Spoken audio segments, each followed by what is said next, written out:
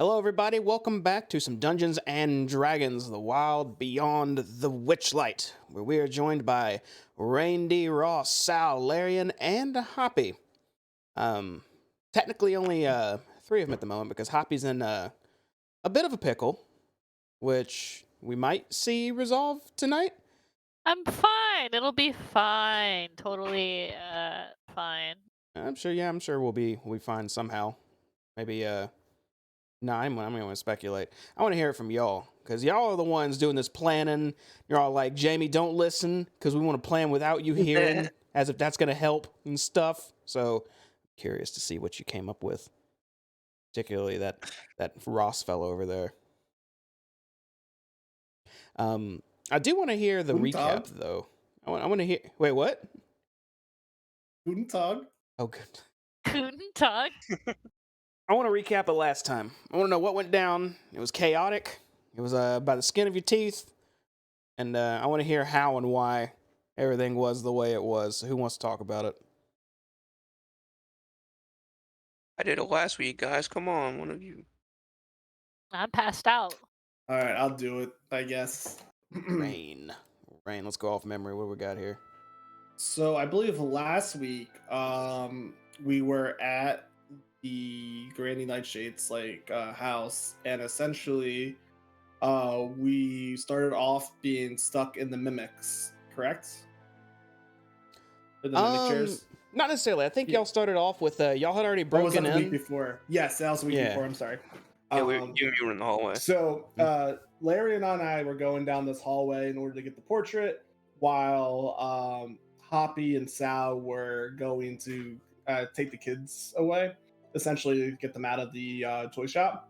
And as we were going down to get the portraits, we managed to get it, but we heard some people coming down the hall or coming down the staircase, so we started to dart the other way.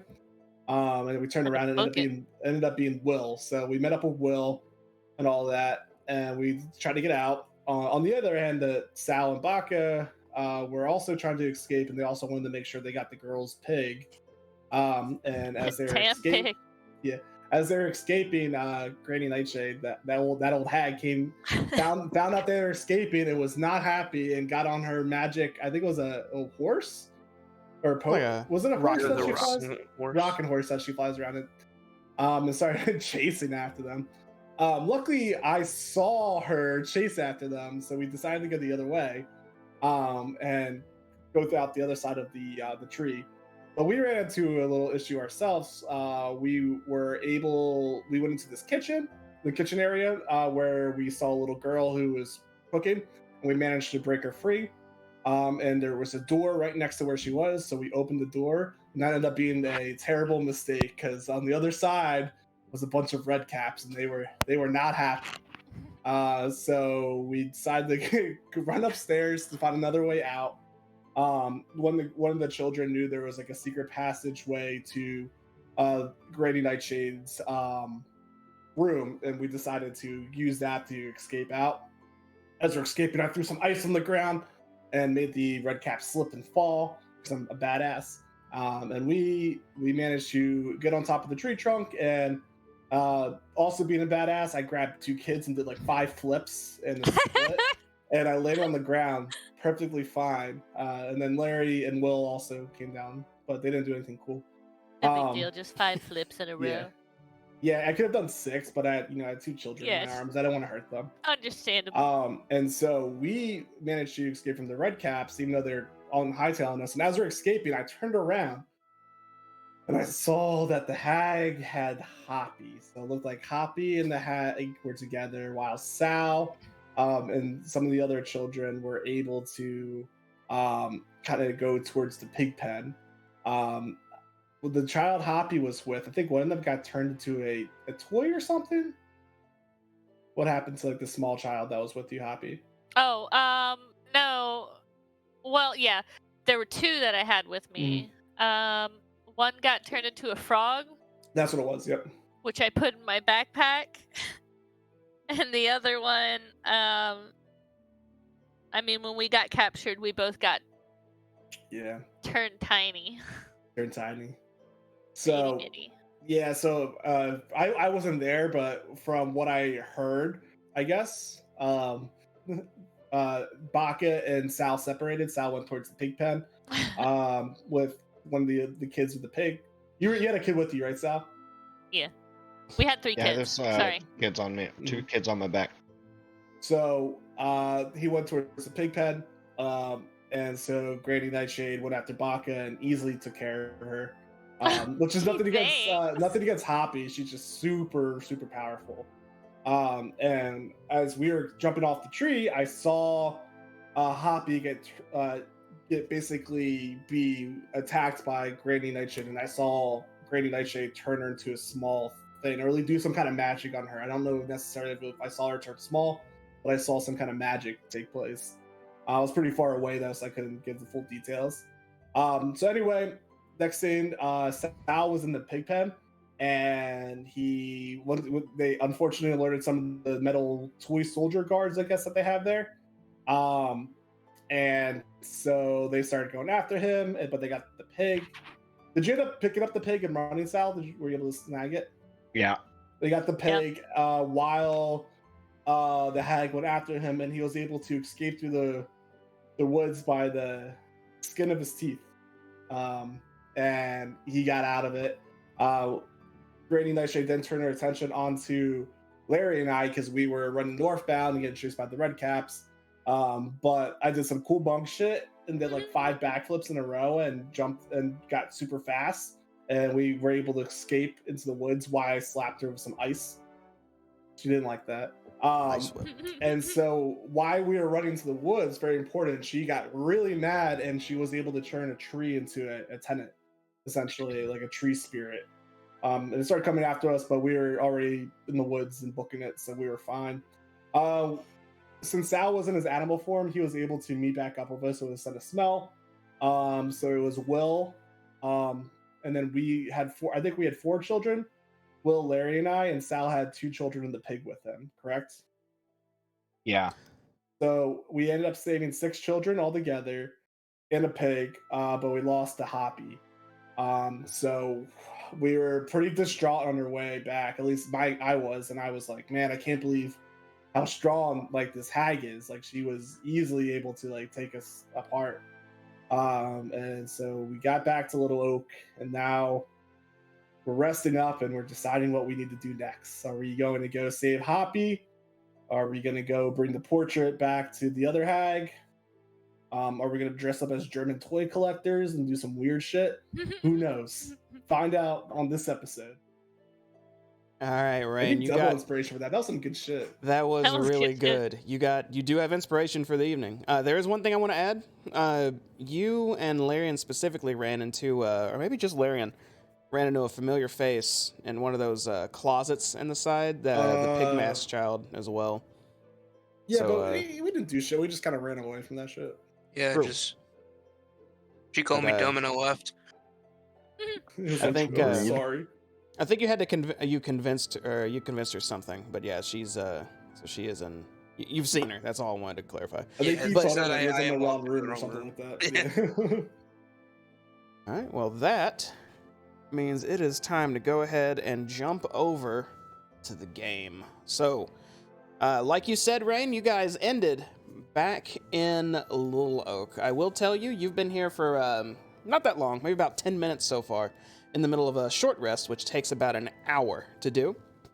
It looks like most of the kids are starting to acclimate a good bit. A few of them are talking amongst one another. A couple are already playing.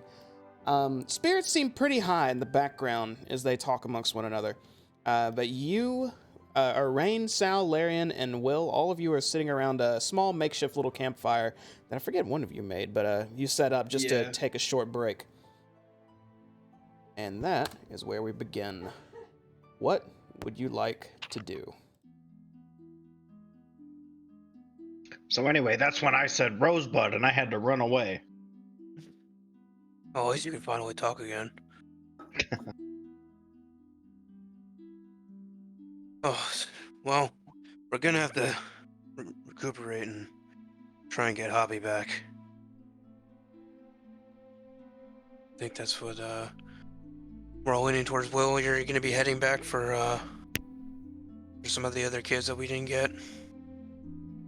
Yeah. Absolutely. I will be heading back as soon as I can, just after a quick little catch my breath. I'm probably going back in, well, maybe about an hour? You're coming too, right? That's the plan. But we should come up with an actual plan. So, is this what you normally do when you go to Loomlurch? Is you make a distraction of some kind and then you sneak in and grab whoever you can? If you're asking me, I mean, distraction of course would work, but I feel like it might be a bit more difficult this time. The scarecrow technique might not function as I would hope, but do you have an idea? I don't know what kind of distraction we might be able to come up with. But I'm not thinking it's not a good idea for us to try and sneak in the way we did before. Well, I'll tell you, certainly I don't plan on bringing any of my children this time. Too risky. Don't be seen at all strategy might be good. Or maybe some sort of clever trickery, but I really don't know what would work at this point. But I'm all ears of all of you. And he looks around all of you. I'm sitting by the campfire. I'm boiling some water right now, and I'm using my brewer's supply to start basically fermenting some alcohol. But I'm not really paying attention. I kind of have like a shocked face and look zoned out. I could be pretty stealthy. Well, I don't think you can. Rain, hey, how stealthy can you be? Oh, I'm sorry. What? How stealthy can you be? Oh, yeah. I could be stealthy. All quiet like that. Yeah. Hmm. I guess not too stealthy.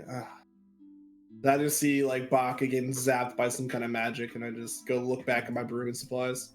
Wait, who? Or Hoppy. Sorry. Oh, okay. All good.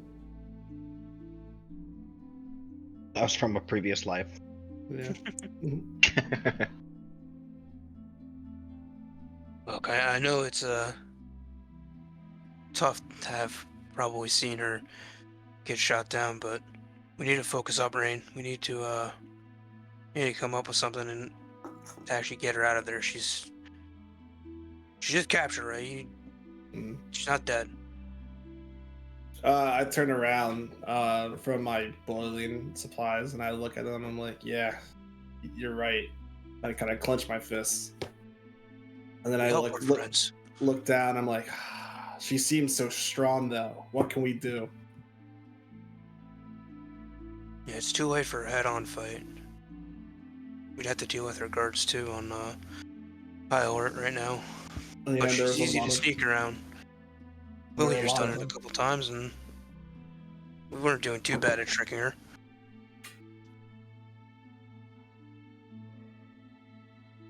Oh, super sneaky.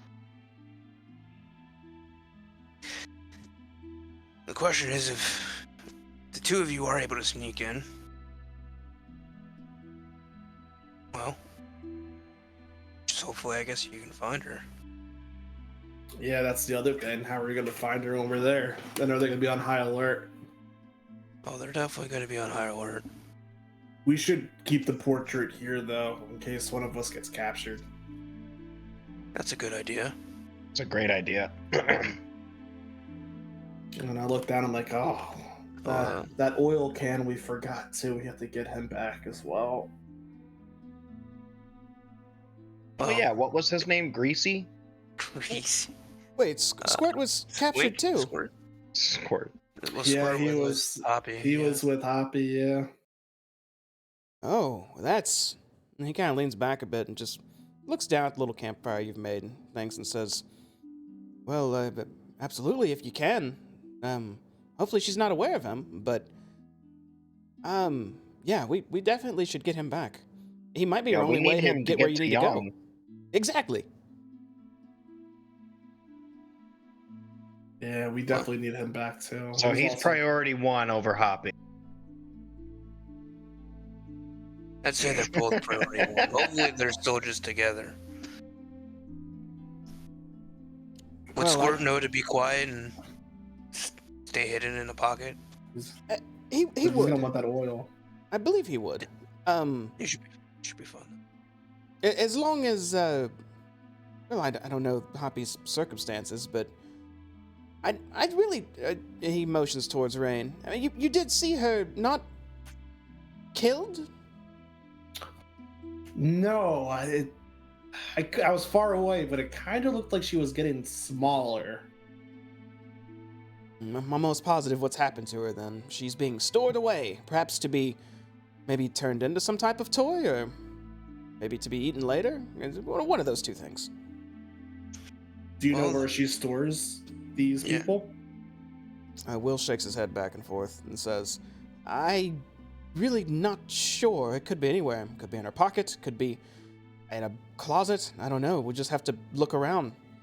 I do know 2 good points of entry, though. If we are being sneaky, if you want to listen. Sure. Oh yeah, sneaking I think is our priority right now. Scaling the outside is incredibly tough, but there is a spot I'd like to try. But I feel like if all of us go to that spot, it's not going to turn out well. That's the spot I would like to enter. I know there's some kids on the 2nd floor that I wasn't able to get to. I think I can now. As for you all, I know that the room not frequented the most would be the kitchen. I think if you were sneaking in, that'd be the best place to start. To the kitchen. Was the kitchen... And all those red caps. Was that where we were, or we were in the workshop? Wait, we made it to the kitchen, right? We found that last girl shackled to the table, right? Or was that not the kitchen either? Was there a hole in the ground too? Yes. Yes. And yes, some that is guy the was kitchen. talking out of it. Oh, she has a prisoner. That's no good. Well, yes, that's the place. Okay. Well, all those red cap things were also outside that door. That's her mushroom garden. That's right. I believe those only appear when she has to be in a certain mood for that to happen. You know, you guys must have really, really pissed her off. I kind of like look down and like scratch my head, like, maybe. Maybe Ooh, just a that's bit. kind of a problem too.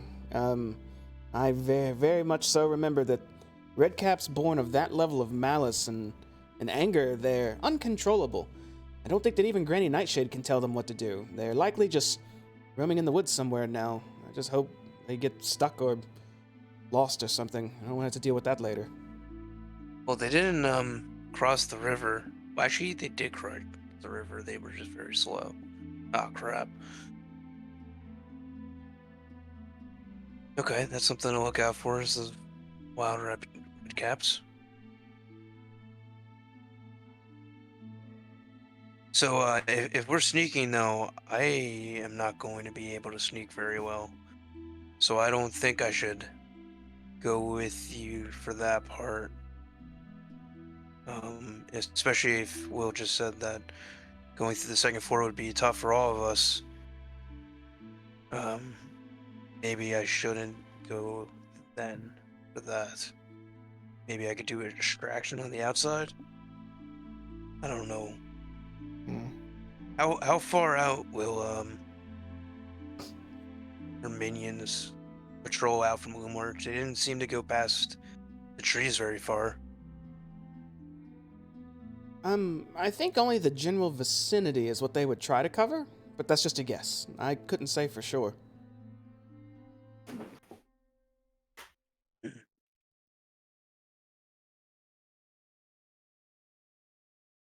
Well, Rin, you would be able to climb pretty well, even if it is a little tough. Yeah, I think the climbing would be better in mine. And I'm kind of just going through my backpack, and I don't really have any stealth stuff besides this my disguise kit again. Don't we have oh shit, Hoppy has it. No, she gave one to Needs- each of us, right? Wait, I have an idea. Larry, do you still have those frog potions? I do have 2 frog potions still. Maybe if I don't know how unexpected would it be for a frog to hop around that area? I don't think we're in the middle of a forest. I don't think they would really matter or mind. How big is the frog? Giant frog? Oh, how this big is- was it about this when is- Before like- when Rain transformed into one of those, it was a giant frog. Yeah, it was like at least like 8 feet tall, right? not that no, more like maybe like a dog that comes up to about a bit above half your waist, like if you're standing straight up, like just a really really big frog.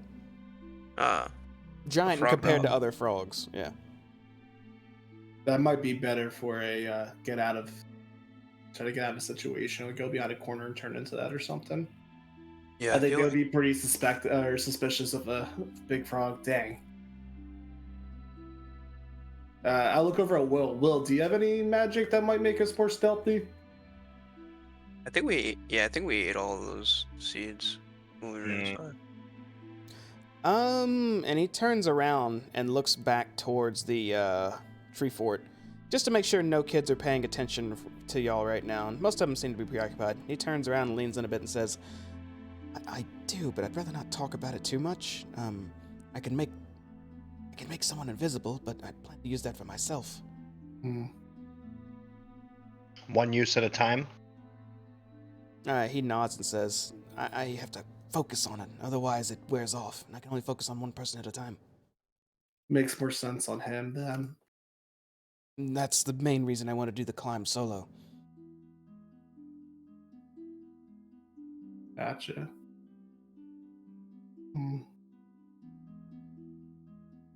Me and Rain, well, Sal would be able to turn into something that could come with you, right?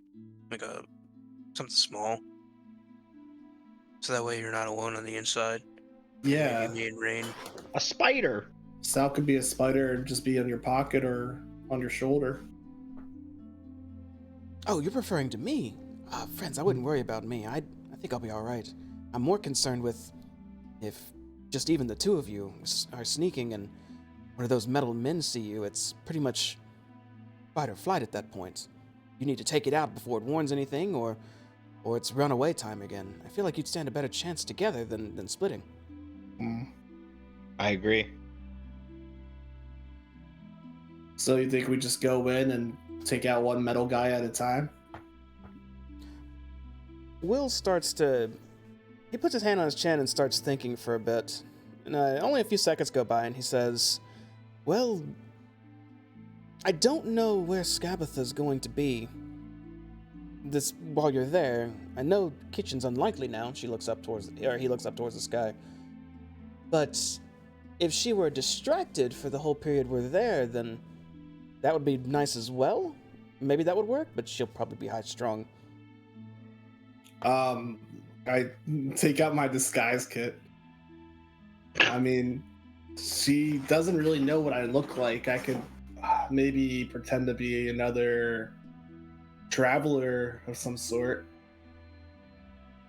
You would have to have something that you would want for her to even really entertain you. Yeah. Like fumbling through my stuff. It'd have to be real convincing. She just lost half of her workforce. Someone just strolling up would be, might be a wrong time, wrong place situation, even if it was a true stranger. She just wants you, Will. Yes, she does. I pull out Orc Massage too. Do you think she'd be interested in this? I'm not sure what fiction on orcs would do for us. I look over. Are any of the kids looking at us? Nope, no kids are paying attention right now to you. But I immediately do glance over and I'm like, oh shit, I put it back in the bag. So, Will, you want to sneak in from the second floor on your own? He nods. The three of us could try going into the kitchen then. Yeah, I think we could take out her minions. It's just her that I'm worried about. Do we have any? If we could even get her alone, we'd have a chance against her, but it'd be really tough to get her alone in her own where on high alert right now. Well, how about this? Will does invisible, does his thing. We go up there, we have Sal scout the area as one of his animals, and then we try to find the cleanest passageway in. And if we decide that we can decide on one of two things. One, if we find a safe passageway where there's minimum confrontation, we can go through that. Or two, we can cause another ruckus outside while Will saves more children and then run back into the forest. Yeah, I do kind of think it would be really hard for us to sneak in, three of us, and stealthily move around her home. So I kind of like the making distraction in the yard idea. I just don't know how effective those might be now. Try like hit and run things from outside along the edge of the woods. I mean, I look over at Ilarium Lake. Would you be able to transform? I think by the time my short rest is done, I'm gonna hold on. Maybe. But I do also like a hit and run strategy too. We go in, we take out a guard, come back out. You know, kind of keep them guessing. Like a Blitzkrieg kind of situation. I think we're more suited for that than a stealth. Yeah. I would be very cautious about that. If Granny Nightshade takes to the skies, your plan might start falling apart real quick. Yes, I would be able to transform. If she takes to the skies, the code word is Rosebud. Rosebud? What do we do with Rosebud? Oh, you just yell it out and run away. Oh. Oh, okay. But, what was your idea, Rain, if I could transform? You're the distraction while Sal and I sneak in. But that causes us to split up again. My idea essentially was we go, Sal does a quick scouting mission as some kind of animal, and sees if there's a easy point of entry. If there's an easy point of entry. We go in. I don't think we have a problem with the minions, and if we're able to take them out fast and quick without having her recognize what's going on, I think we might be able to sneak in a little bit better that way. Kind of like a brute sneak. That makes sense. We might be able to do something like that. But if we decide that it's not, we could have you turn into your ultimate form, cause a distraction, so Will's able to get out safely with the kids. The most I'd be able to do is run through the woods and hope it draws their attention that they leave, and it's less for you guys to have to worry about. That's the most I'd be able to do if I transformed. Well, I don't fight them much better. Yeah, either one of us could do that. Is kind of just yell at them and distract them. But I think a fiery creature would get more of attention than a bear. I could be wrong though. No offense, Larry. I think you're beautiful. I look over at Will, and I'm like, worst case scenario, would you ever consider hitting a child so they disappeared? What? No, never. That's too risky. We don't know where they. We don't know where they go. Yeah. I'm wondering though. That's better than being stuck with the granny. But we don't know that hurts them or whatnot, so that's too risky. Not that I want to do any damage to the kids. I was just seeing if I would rather be able to free them somehow in that way than, make them go back to slave labor. I kind of follow, but it's not my code. I couldn't do it that way. Gotcha. Wait, there's a Hoppy all the way there in the corner. She's just there so she can see. We found her. You see. We did it. And then I look over at Will. I hate to get any of the kids involved, but do any of them have any secret abilities that might be beneficial to us? I'm afraid not really. A couple of them are a little more agile than the others, but other than that, no magics of any sort. No magic enhancements or anything like that. Okay, no worries. Just checking out all our options. I would never desire to bring one back. One unique thing about a few of them is he turns and looks up at a few of the kids playing around, particularly the redhead up top playing with the Star at the moment. While most of them do look like children, they've been around for a lot longer than you'd expect. They seem to not age. Interesting. It's Peter Pan. This is kind of a long shot, but as I look at any of the children, do any of them resemble any of the portraits I saw in the hag's room?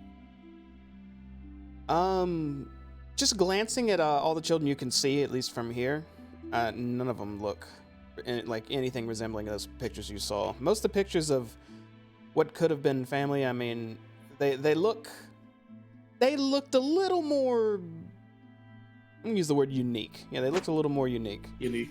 Okay. All right. I look over at my brewing supplies and I put out the fire. I'm like, this might take too long. And I sit down. I guess let's rest up and we'll go do it. So what are we gonna do though? We still didn't decide. Yeah, what's the final plan? I thought the plan was we'll go in. We'll scale to the second floor. And while Zam and I are hanging out in the woods. Who? Or as Larry and I are hanging out in the woods. Oh. Sal will do some scouting to see if there's a point of entry to get in. If there's not, what is the point of entries? Well, the kitchen. To see if it's clear to go to the kitchen. And also, that's a good idea. To the kitchen, like maybe he becomes like a bird or something, flies around to make sure there's no red caps or anything there that alert us. Or even if there are some, We I can don't know how sneak to up do on that. them. Well, a spider or a rat or something. I could do So- a spider. We'll check out the kitchen area. Mhm. We'll try to sneak in through the kitchen, and we'll also try to quietly pick off any guards if we have to. I'm able to. We might be able to lure some of them out, pick them off individually with some sort of distractions without getting too much attention. Make our way into the kitchen as needed, and then I'm easily able to restrain one of them at a time as well. I think it's important when we get inside that we stay together, so that we don't have to save another person later Agreed. or Yeah. die. Because at this point, if we get caught, I don't think she's gonna not just spare us or do whatever she did before. We so go when in get together. inside, We leave together. Right. So when we go in, we're just gonna try to find Hoppy. And we'll just check whatever rooms we can get into, I guess, right? Mhm. Sounds good. Will, would you have a way of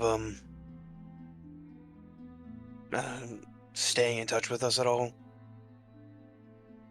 Or Like you mean some sort of telepathy or something? yeah, I mean, if you have telepathy, that'd be great. But like even like something, it may be hard for us to meet up with you inside like we did, luckily last time. So I don't know, like a whistle, some sort of sign that you have found some people on your way out. Can we on a know string? that you're up there. Or you could come find us in our house if you're invisible, but might be hard if you got some kids with you. How about I don't know. How about if oh, what if I sound like an owl? What if I go hoo hoo or something? Would that work? Yeah. As long as you do it loud enough, at least we'll have something that we'll hopefully hear and know that you're leaving. All right, I will become an owl when need be. That means wait, what does that mean if I become an owl? Does that mean we're leaving? Yeah, if we don't meet up again in her house and you're about to leave, just hoot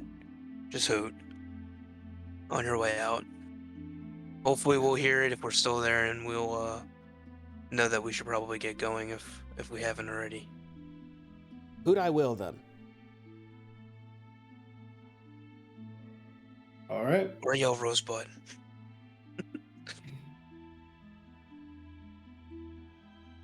All right, so you guys are just you doing your short rest now, or again, gonna roll some hit die because you have the opportunity if you have not yet. Hit die is based on your level. You get that many dice to roll, and it's also based on how much HP you gain every level up. It could be 1d6, 1d8, 1d10. It should say on your character sheets. So if you want to heal up, now's the time. I'm max health, baby. Same. I'm gonna roll one hit die and recover my 3 HP. Oh yeah, well I rolled 11, but 1d10 plus 2, the minimum is 3 anyway. All and right. that gives me my stuff. So you guys hash over your plans, confirm you all know what you're doing, and come up with an idea of how to scour this house and how you're going to split up. Will stands up and kind of dusts off his pants and says, "All right, I suppose I'm going to get going if we're ready. You guys good to go?" So we short rest, so I can pop that. Yeah, you got the short rest benefits. Go ahead and I think as click it ready on as your we're sheet gonna too. be. We got all my key back, baby. Chai. I'm fucking ready to go. Will turns around and he shouts up to the treetop. Hello? Hello? Hi. Hey, what the hell? Will, you're back. You were just fading out of existence. That was really weird. I heard y'all that entire time, clear as day, no lag at all. Alright, my internet just dropped? Looked like it. Yeah, The stream started buffering, both of your cameras disappeared, and VTT said that we were disconnected. What in the world? So everything looks fine now? How about Stream World? Everything look okay out there? Yeah. Yeah, tabletop's working. What an odd fluke. Okay. Yeah, alright, anyhow. Yeah, Will dust his pants off. You guys good to go? Yeah. It's good to go as I think we're gonna be. Oh, can I take the portrait out and do I have something to wrap it in? Do you?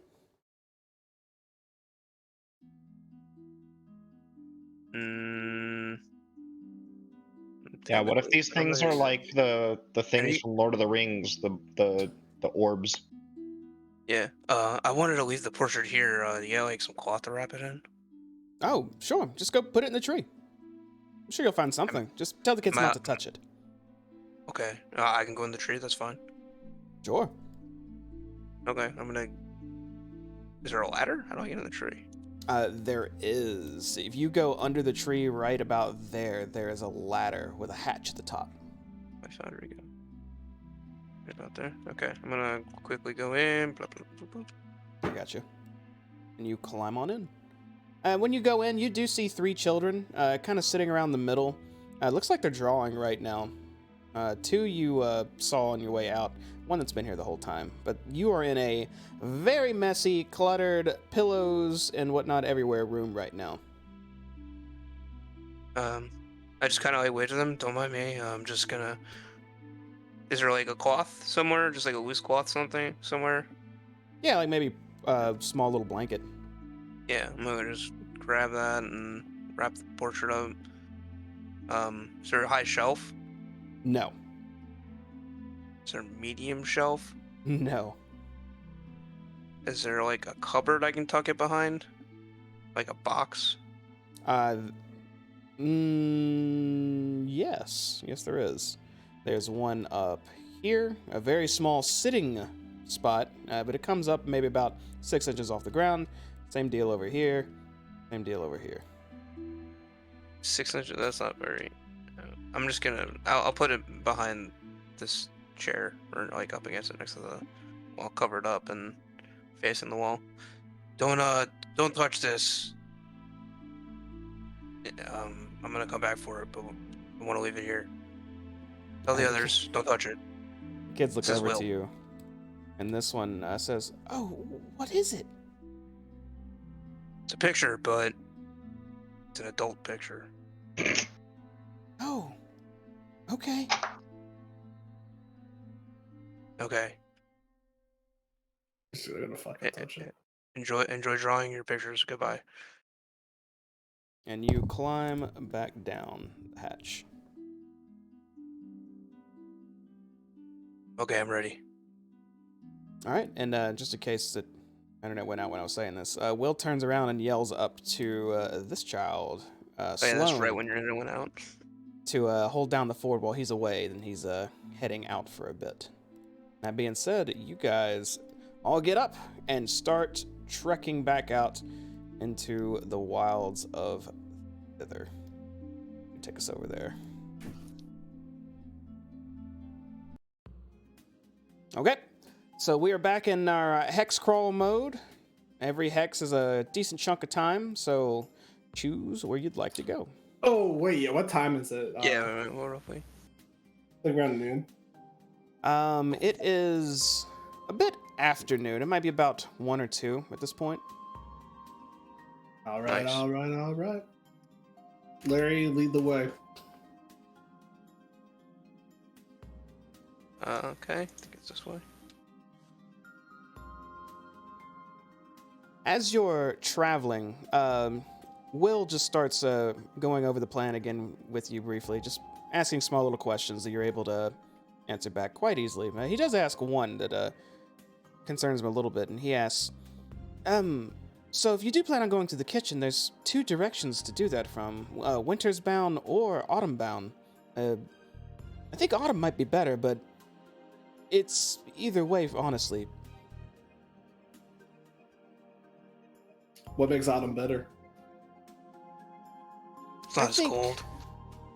Well, you'll have a clear vantage point of her mushroom patch at that point, so you can assess that danger immediately. As opposed to Winter's Bound, you may happen upon it and not see it in time where something could see you.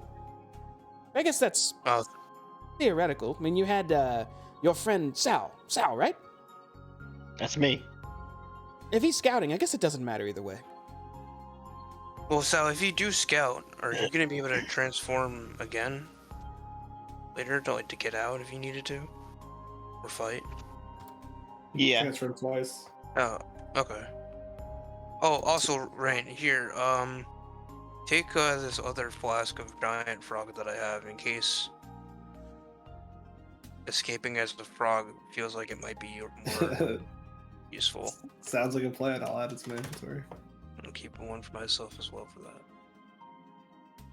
It's also been about 2 hours of travel so far. Maybe if we go autumn and we realize that we don't need Sal to scout ahead, that might be beneficial as well too. Yeah, I think if we have a better vantage point of the mushroom yard, that would be better overall. All right, let's go over the plan one more time. We're there to save Hoppy and Oily. Squirt. And we leave together. Banky. We go in together and we leave together. Yeah, no, I know his name's Squirt, but I'll call him Oily. Yeah, the point is we leave together. We'll try to stay together as much as possible inside. And we'll just have to go to the room. Right. And I am going to go ahead and divert around Winter's Bound over to... Oh, I forgot myself. Springbound. So, I suppose we'll meet up again soon. Good luck, friends, and try to stay as sneaky as you can. You know, you go to a door, listen or something. You never know what's on the other side, right? Right. And with that, he touches his chest and starts backing away from you and vanishes right in front of you. But then he says again, "All right, good luck." And you hear... Bye, Bill. leaves crunching as he walks away. See you, Phil. Alright, so we continue approaching from east. Autumn bound. We gotta... Yeah, right over here. You happen across a river. And I think you guys have gone far enough. Yes, you have. I got you. All right. Okay. So you guys are getting rather close to Loomlurch. You can see a good bit from where you're at. I'll go ahead and say you don't see any guards from your current position, though. Let's jump over to the map.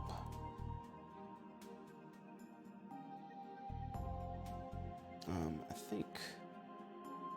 Yeah, we're good. So I just want to throw this out there. Out of character. Mm-hmm. If we find Hoppy, Kim said she's not sure she can come back. Yeah, I know. I was looking at that. I don't think she's feeling too good right now, which is okay for the time being, because Hoppy is out cold. Moment. But don't worry, we got it covered. Okay. So is the kitchen like this door? Oops, I just opened it. Stop That using should be the telepathic kitchen. powers to Open it cheat, again. Sal. I didn't mean to. I'm locking the door right now. I keep clicking it. I don't know why. That should be where the kitchen was, yeah. It should be unlocked too. All right. Wow. Oh no, I still have that ice key. Probably I melted would've- by now, would've right? That shit melted. Yeah. We still have the mold, though. I still do have the mold. All right, guys. Should I go spider or rat mode? You had the mold. I still have the mold. Well, let's look at the area first. What Also, do how we? dark is it? Yeah. It's not really that dark at all. It looks like sundown maybe not far from now, but it's still bright enough to see like regular outside. I can say immediately what you see with where you're at, though, looking straight ahead. To one side of this giant toppled tree is a grove of bearded willows on the bank of a murky woodland pond. A patch of tilled earth spreads beneath their bows, and the caps of several red toadstools are just beginning to emerge from the loam. I don't think we should go in that circle. Yeah, I think those are the red caps. That's what I'm thinking. Yeah, that's where we. That was the door we opened, and they came screaming out at us. Yeah, but they were all the way up. I think we heard that maybe her emotions is what controls them. She's probably settled down, which is why they're settled back down. Yeah. I don't know how close we can get to them with them. We go around and go through the roots, up against the wall, sneak around these trees. You want to go like this direction? Or this direction? Oh, okay. And like that. Oh, yeah, okay, I see what you're saying. Yeah, that works. All right, let's hug the tree line below us and sneakily sneak. Before we do that, can I see any tracks on the ground? Do I hear anything strange? Make a. Are you checking for? Are you just looking for things out of the ordinary around you? Like, give me some details. Do I see any like recent tracks? Because it is kind of a muddy area. Make a survival check. Okay. You search around your area, seeing maybe if some footprints have come through here, and it looks fairly undisturbed right now. Do I hear anything? A little bit of running like anyone water. Talking? I don't hear anyone talking right now. All right. Let's Let me get the front side. We'll sneak around on these trees, right? Is sneaking? Make a stealth check to see how sneaky I think you are. we're all sneaking. And y'all can do. All right, go ahead. Sorry. I was gonna say I'm gonna use wild shape. Oh, what are we turning into? I think I'm gonna go rat form. A rat. All right. Do we want Sal to go up ahead? Might as well. Well, he can like go. maybe it'll, like you can go up ahead and like check out the rooms before we go in, but actually, yeah, you could scurry on ahead and just make sure there's nobody in the immediate vicinity, and so that we can keep going along the path. Yeah, I like that idea. Yeah, you can just go ahead and just then come running back and just go. Yeah, shake your head. Maybe you can do this or that. Yeah, you can use your hands. Wait, what am I supposed to do? What's going on? Sorry. Yeah, you're gonna turn into a rat, Jamie, and you're gonna. Oh, I thought you were talking to me. I'm sorry, I heard my name. I was making. I'll jump up and down. Platform. Yeah, no, jump up and down if it's good. If it's bad.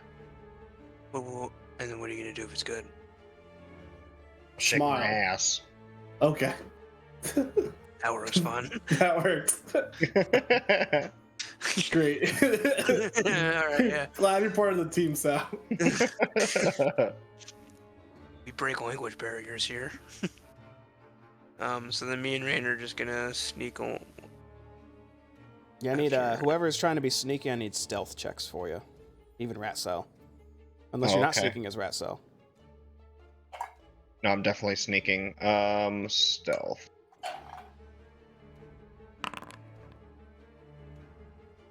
Okay.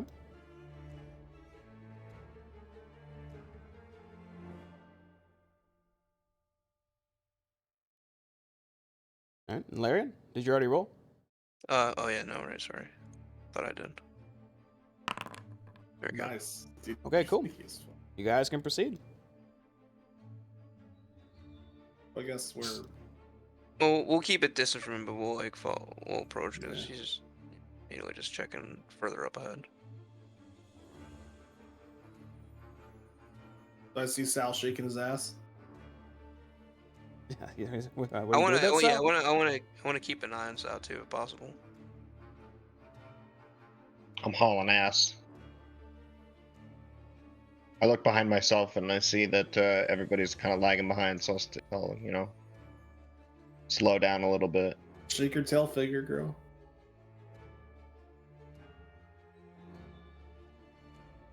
They were sneaky as fuck. Yeah, we are. I do a backflip. Just in voice real quick. Stealthy backflip. Didn't see anything.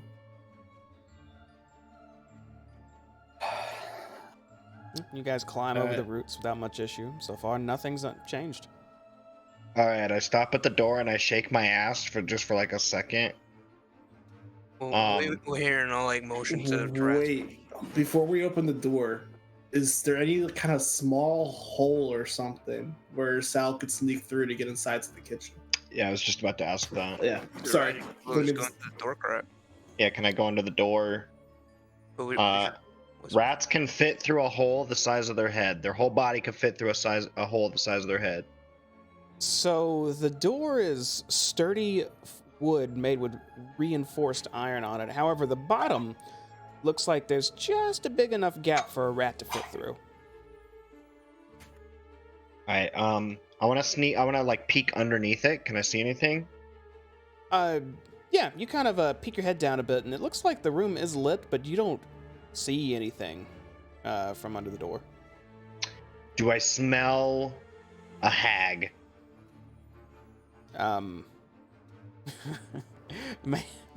Make a perception check. Let's see if we can pick up on that scent. It's everywhere. Let's see. It Rat. smells like worms. Perception, and I have advantage on wisdom perception checks that rely on smell. Mm-hmm. Nice. Oh, wow. Damn. So you sniff, and you definitely do smell what smells like Granny Nightshade that you had met before. But it's not a strong scent. You feel like you're just picking up the faint scent of her because she might traverse through here often, but you don't smell her immediate vicinity, I'll say. All right, I squeeze my head through the door. Huh? Oh. So. I'm gonna look around. Well, let me fix your rat real quick. Hold on. Oh. There you go. You're scurrying around, and I'll say, hold on. When you were right here and kind of looking down in that hole, you saw you saw a figure kind of just sitting down there. Looks like a dwarf. Okay. Beautiful. Also this like side of the table that I'm standing on right here is all black and white. Yes. Well, the room is lit a little bit. It's not completely lit. There's some really dark areas, so your dark vision's having to see for that. Okay, gotcha. All right. Wait. I want to kind of peek my little rat nose through this door and just kind of take a look and see over here. Okay. You lower your head down and start peeking and listening. Make a perception check. Perception. Ooh. Okay. You peek your head down and try to just squeeze it under the door just a bit, just enough to see in there. And you can see, what you see is Granny Nightshade sitting in a chair facing away from the door, talking to someone. She seems to be very emotive when talking, like she's either excited or just has a lot of high energy of whatever she's talking about. But you can't see who she's talking to, and you can't hear what. Okay. How far away from the door would you say she's sitting? Maybe about 25, 30 feet. Okay. All right. Well, knowing that my party is being stealthy right now, rats are smart. Am I able to? Well, still your brain. You just have a rat body. Yeah. Am I able to like just open this door like real quiet like? You could try. I want to try. Sure. You kind of go up to the door and crawl up it, trying to see if you can push down on its handle or push it open, but immediately you realize it is locked. All right. Also, my rat is. Oh, your rat's far screwed away. up right now. I got you. Got Rat Sal. There he is. Rat bastard, so. Fun. I want to look through this door now. Okay, you poke your rat head down and peek through this door, and immediately you can see what look like metal boots kind of robotically kind of walking back and forth. Okay, so danger on both sides. All right, so I'm gonna squeeze underneath this door now and go back outside. All right. And I'm gonna jump up and down. Oh. But then shake my ass a little bit. Quietly, I say, Yeah. good or bad? Pick one. Yeah. Is there mud around us or dirt? It's a little murky around here, so yeah, it's definitely mud. I'd point towards the ground and be like, and I'm like, oh, he can hear what we're saying. I'm like, write a Yeah. message. Did you see Scabatha? Jump for yes. I jump once. Yeah, jump once for yes, two for no. Oh, you saw it? Then we shouldn't go through this side. She's in this side of the house. Do not want to be same side of the house as her.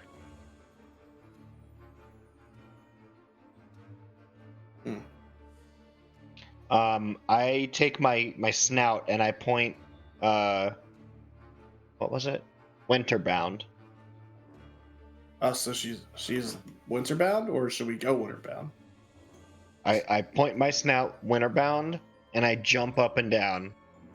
So she's winterbound then. And then I point my snout summerbound, or summer springbound, and jump up and down.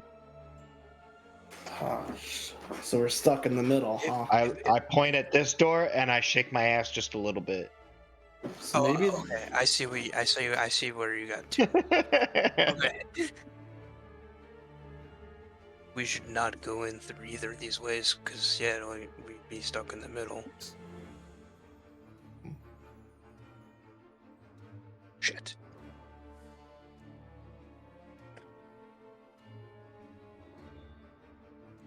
What should we do? I don't think we should just stand here. We might be able to. Well, the other way was winterbound, right? If I remember correctly. It was, right? Yeah, but he went up that way.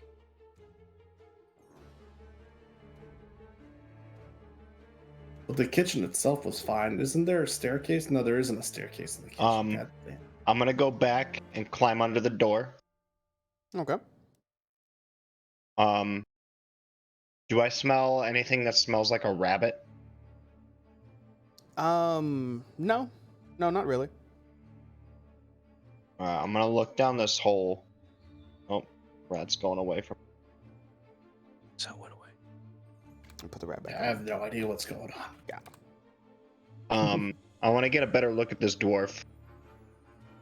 Does it look like a child? No, looks like a dwarf man.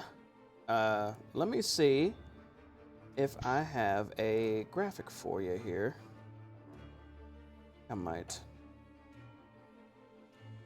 Yeah, no, I don't. Okay, well, I can describe him to you. It looks like an adult dwarf male. He seems to be wearing what almost looks like a little Viking helmet, like it's a metal skull cap with little horns poking up on the sides. Has some pretty decent armor on him. but no weapons or anything like that down there. And he's just kind of sitting on his rump, his knees propped up and his arms just over on his knees with his head slumped a bit.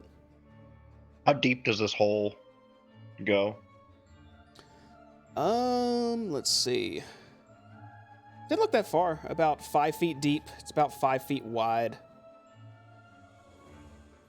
So it's a hole's hole. Yeah, kinda. It also looks like the walls are maybe some sort of clay bricks or something like that. There's also a padlock on the cage above, right next to you. Hmm.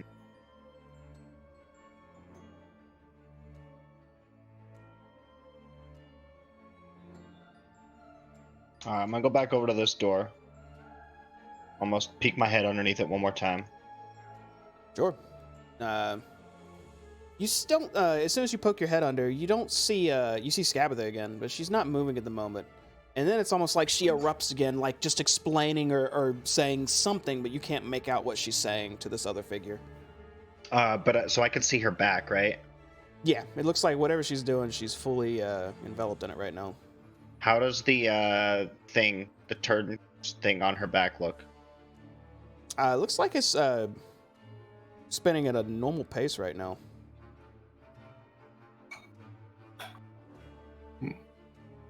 Kind of like just a regular twist. Like maybe like 1 RPM? maybe a little bit faster than that, but yeah. Okay. Alright, I'm gonna go check this other door one more time, and also my rat's all fucked again. Rat Sal. Alright, so you look under there and you still see the same thing. Set of metal boots just methodically patrolling back and forth. Looks like it's going kind of winter, spring, and then summer, autumn, back and forth. Is it like 1 pair of boots, that's it? Yep. Is there light in that room? No, it's very dark.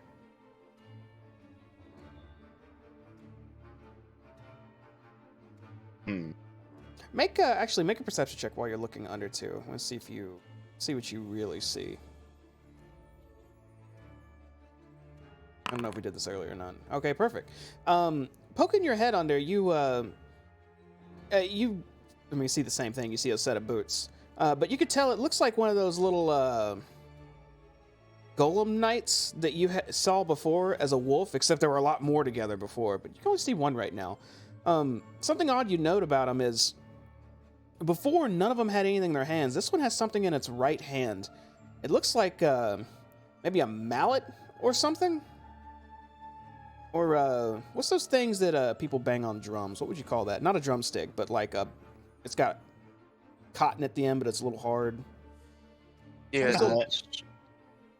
It's a drum mallet. Soft stick. Yeah, so it looks like something made for drumming on something more than a weapon. But that's what you notice. So it's like that's like a sentry. It's ready to go fucking hit the alarm. All right. And what is this, like a kiln? Yes. Okay. Is it lit?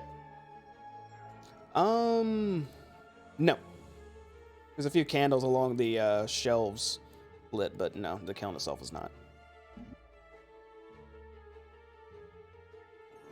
Alright, I'm gonna climb back outside. Alright. Bring you and Rat. Alright. I'm going to unshapeshift. Alright, you become regular Sal. Yeah. I'm going to explain to my party that Scabatha is up here. And there's one sentry-looking tin soldier in this room. Well, Just one. Think we could take him out? He looks ready. He looks like he's ready to sound the alarm. He's got like a little drum mallet. Well, we Sounds- knock him out first. Yeah, if we knock him out quick, we also have to get through there quickly and quietly. She's right there. Where's she at also- again? Can you show her again? She's like up in this room, like to Okay. the right side. Like if we go into the kitchen, she's on the right side. Gotcha. There's also a dwarf man in the hole in the kitchen. A dwarf man. Yeah. Does he look like a prisoner? Yes. Maybe. That's not our mission, but he might be helpful. It sounds like it's way too risky if she's right there. Mm. If she's right there, even if we could stop that guard before it hit the alarm, she's not that far to find it really quickly.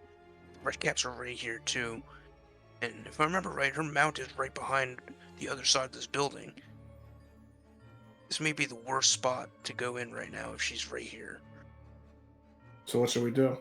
Well, the other option was Winterbound, to enter Winterbound, or from the Winterbound. We try going up. Like, Will went Springbound. You want to try? We could try scaling the tree. yeah, we could try going around back towards the side of the mount. Is there a way? Yeah, like actually, how like scalable is this section of the tree? Like it's not just log, right? There's like a second floor right above it, or no? There is a second floor above it. It looks like most of it's log, but it kind of juts out to the sides as it goes higher up. So you would Like a be, roof. yeah.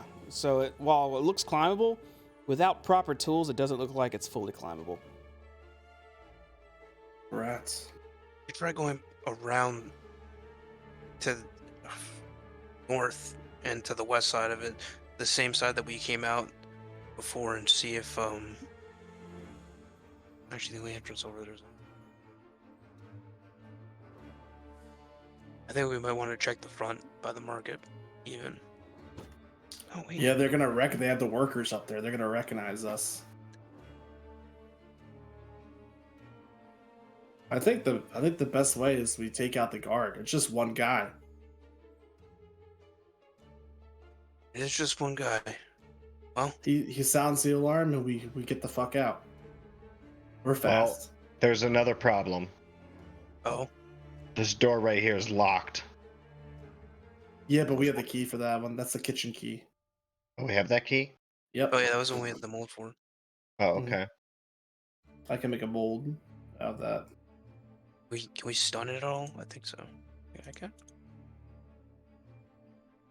Did you see a gong in the room?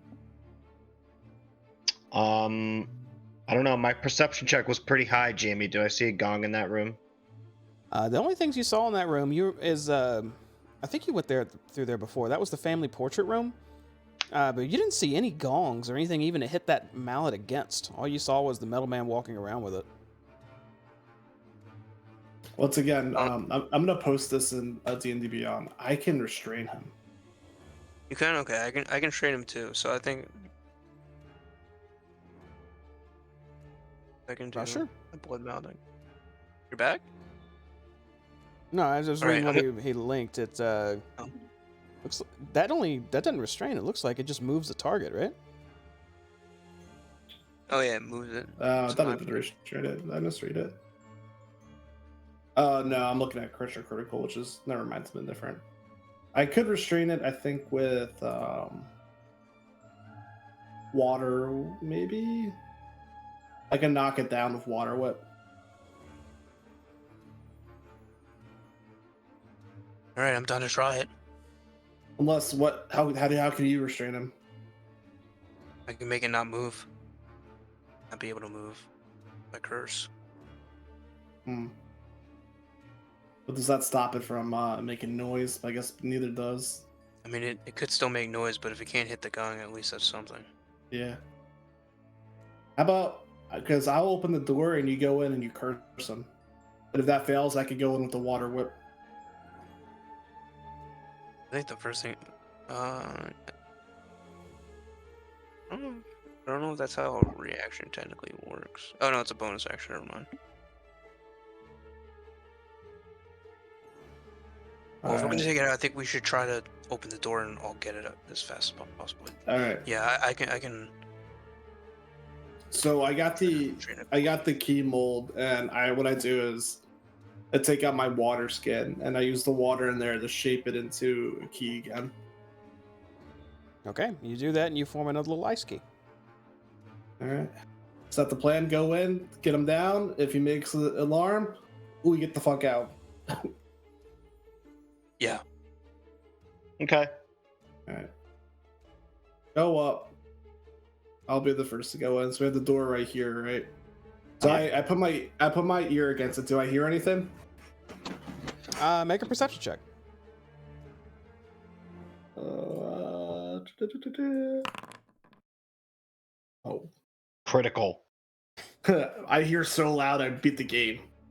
You don't hear anything on the other side. Sounds like there might be nothing in there. And I give everyone the thumbs up, and I open the door. The door should be unlocked. No. You take your ice key and put it in the lock and turn it, and you hear that familiar click sound as the lock opens. But we're gonna take a quick 10-minute break before we figure out what happens next. Oh shit, Son Rick, of a you're about to bitch. get killed. Don't go anywhere, guys. We'll be right back. I can make my artificer German guy. Ah, yes, the Granny Nation.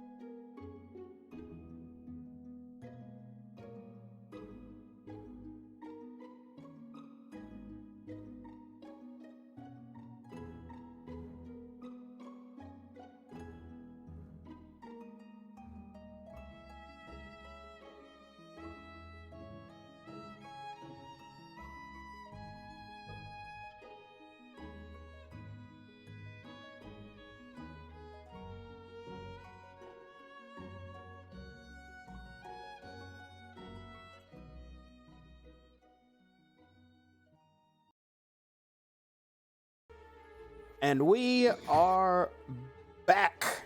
So right where we left off, you were shoving a key into this keyhole, an ice key made from the mold of some soap that you got from a small drow child a few hours ago. The key clicks inside the door, and the lock is undone. Let me in. All right, let's go quick and quietly. We're still being stealthy as fuck. Yes. Yeah, actually, As he walks on the table. Yeah, I'm fucking doing backflips on the table. okay. As you're all entering, you hear a voice coming from this end of the room, and it says, hello? Anyone out there? I look over at Larry. I just put my finger up to my mouth there, and the other, and I motion towards the other door to keep moving. All right. After a few seconds, the voice still speaks up and says, I'm a friendly fella. You one of the hags people, or is anyone there? Am I hearing things?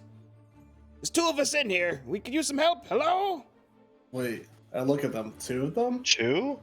Let's go. Oh, okay. Let's see. I'm gonna quietly step over and peek in, and I'm gonna. All right. As you look down from this side, you see a dwarf sitting in a murky pool of water that comes up to about halfway up his legs and his rump, since he's sitting down on his back end. And he's looking up. And are you poking your head over a bit, Larian?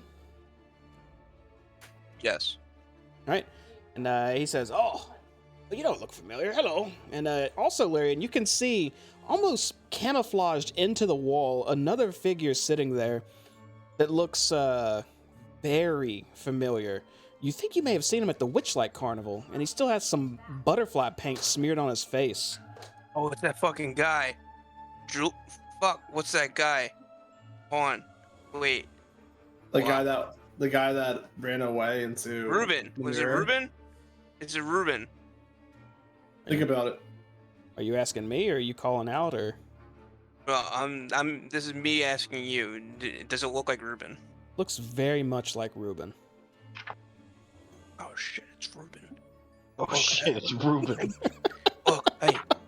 I'm just looking at them. I'm like, what the fuck are you guys doing? Just be quiet, okay? Don't get us caught. If we get caught, we can't come back for you.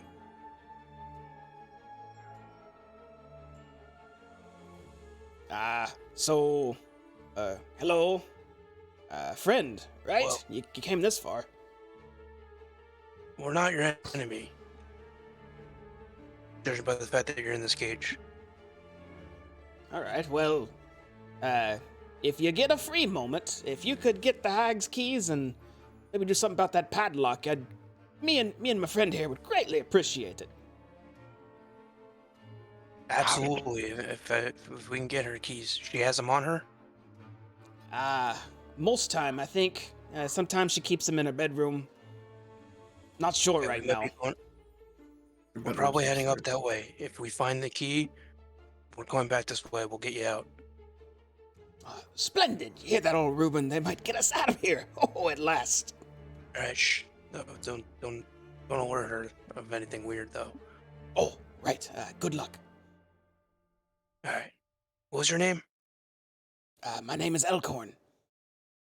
Elkhorn, nice to meet you. I'll be back for you, buddy. And then turn back around. Oh, wait. Hey, before you go, lad. What? If you can't get me, if you run any more of the Valor's Call, let them know where I'm at, would you? Elcor of the Valor's Call? Or Or Elkin? boys. Was it Elkin or Elcor? Elkhorn. Elkhorn, okay. Of the Valor's Call. Of the Valor's Call, yeah. I'll let them know. Ruben's with him. Stay. Or, yeah, goodbye. Don't go anywhere. All right.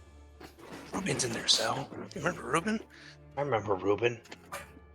That's crazy. All right. I look over them like, guys, are we doing this? Yeah, well, open the door on 3, and then we'll all try and come in and get our attack off, we'll try and take it out as fast as possible. All right. Which way does the door open up? Does it open up this way or that way? It swings Like, where's the hinge? outward from you. Okay. So I'm gonna stand like right here, and I'm gonna put my ice key into it, and I look over. I'm like, ready? Yeah, let's go. Can't see you. It's weird. Wait, Sal, Larry. Okay, cool. 3, 2, 1, and I open it up, and I push it. I don't yell anything. We just like we like gently open it, like it would be like someone opening the door, like it wouldn't be like a push. It would just be like a gentle, oh hey, honey, I'm home kind of thing. And so, are you rushing in to attack something, or are you just gently opening it, and not rushing in? What are you doing? I'm opening the door normally, and I guess Sam is rushing in. So we'll rush in, but as soon as Rain opens the door, I'll jump in first so that I can like kind of be lit up too, and kind of like put some dim light in, hopefully. Okay. I'm gonna. The order this happens then is Rain puts his key in and starts to turn. Rain, you quickly realize the door's already unlocked. As you not swing open the door, but you push it open enough to where not to slam it, but with enough force to do it quickly. And Larian, the moment that door swings open, if you want to, you can go ahead and rush in right to where you're going to go about 10 feet. Right about, that's too many feet. Right about there. And you guys, immediately the guard starts to turn towards you like, but as it's turning, you guys are already engaged with it. You're going to get a surprise round on this thing. Hell yeah, brother. Yeah. So go ahead and put yourselves in some initiative.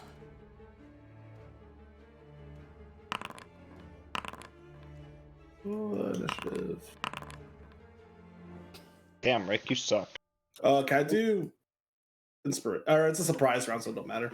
Yeah, surprise round, all 3 of you will get to go, and then the actual initiative starts. So it'll be Sal, Larian, Tin Soldier, Rain on the second round. And what's the lighting in here? It's very dim. There is no light source in here. Larian, and even though I know you kind of glow a little bit, Larian, it's not enough to kind of give everyone a lot of vision, maybe about 5 feet off of you. Yeah, I would just assume like something like basically whatever's next to me is dully lit up. Yeah, I think I have your tokens set up to where you can see about a few feet off of you, so you can see your target if you're right next to it. Okay. But we are going to start combat. Perfect. So that's all I want to know. Round 1, surprise round. Sal, you were the first to act. You saw Larian rush into the room. What are you doing? I also rushed into the room. So that's 15 feet, right? Mm-hmm. And you are met face to face with a metal guard whose head is still slowly clinking your direction, and it's raising this mallet, but it doesn't seem to be aimed at any of you as it's slowly cocking its arm upward. All right, you can go ahead. Anything. I want to use my shield. I have a shield, right? Don't I have a shield? Hang on. Let me double check that.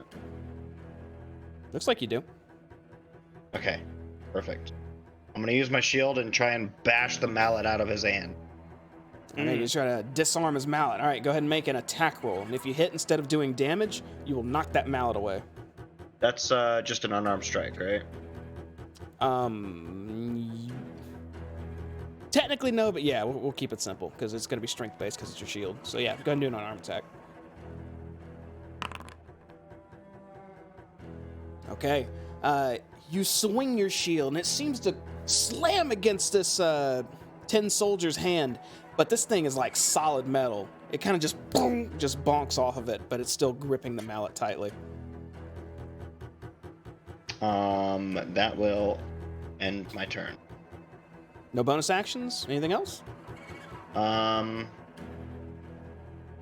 Actually, yeah, let me bonus action wild shape.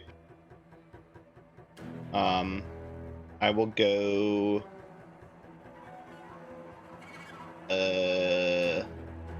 shit.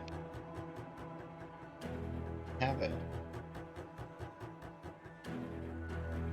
I guess I'll just go giant spider.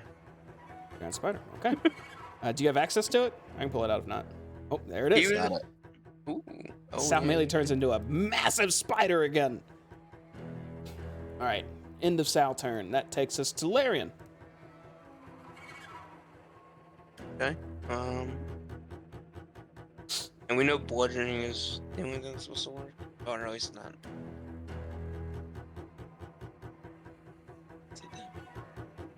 I will.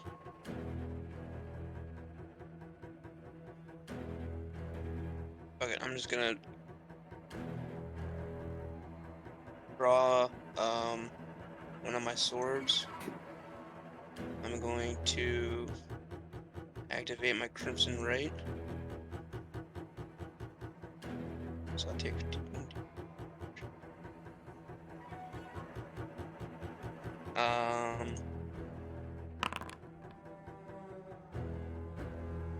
Then I'm going to attack it with my lightning charged sword, sparkling with little arcs of lightning up and down it.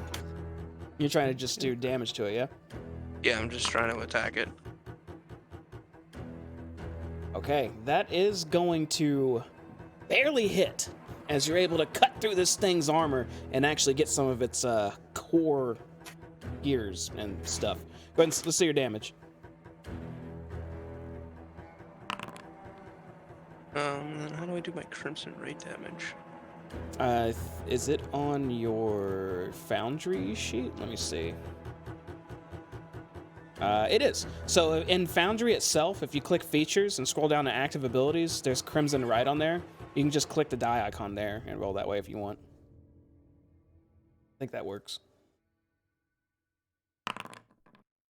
Oh, it did. Yeah.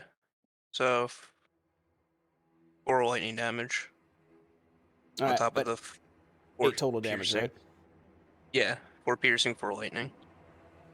Okay, so you take your sword. Right after you rush in, you see Sal turn to this huge spider after trying to bash with its shield. Your sword just lights up with these different elements as you slash right through its a little bit of its shoulder, cutting into it, and you deal 8 total damage to it. It's definitely still functioning though, as its arm goes and it just still keeps erasing it like it's trying to do something with the mallet.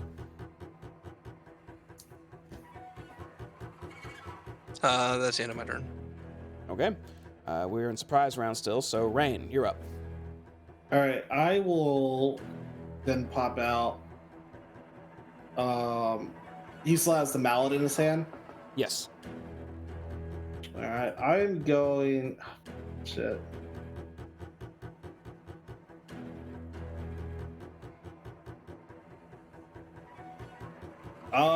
I'm gonna.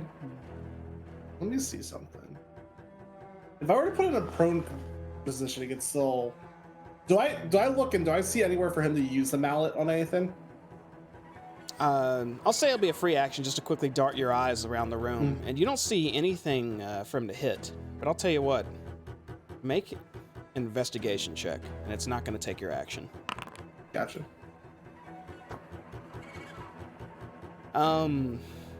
Yeah, I'll say it's fairly easy to figure this out. So I'll say, just looking at him holding that mallet and then looking at his body, you think he plans on hitting himself. I knew it. Oh, that makes more sense. I just figured it was a magic mallet that would ring when he swings. Gotcha. Well, then I think the best bet is to try to knock the mallet out of his hand then. I wonder if I could use water whips as a... Let me post this real quick. I didn't mean to roll it. As a... Create a water whip that shoves and pulls a creature. Well, if it says a creature, but can I, like, shove the mallet out of his hand? Yeah, well, it says a creature. I mean, in this case, we could argue, yeah, you could try to just whip and like wrap it around the mallet and just rip it out. So instead of like hurting him at all, you'll be able to grab the mallet and fling it across the room or something. I am going to do that then.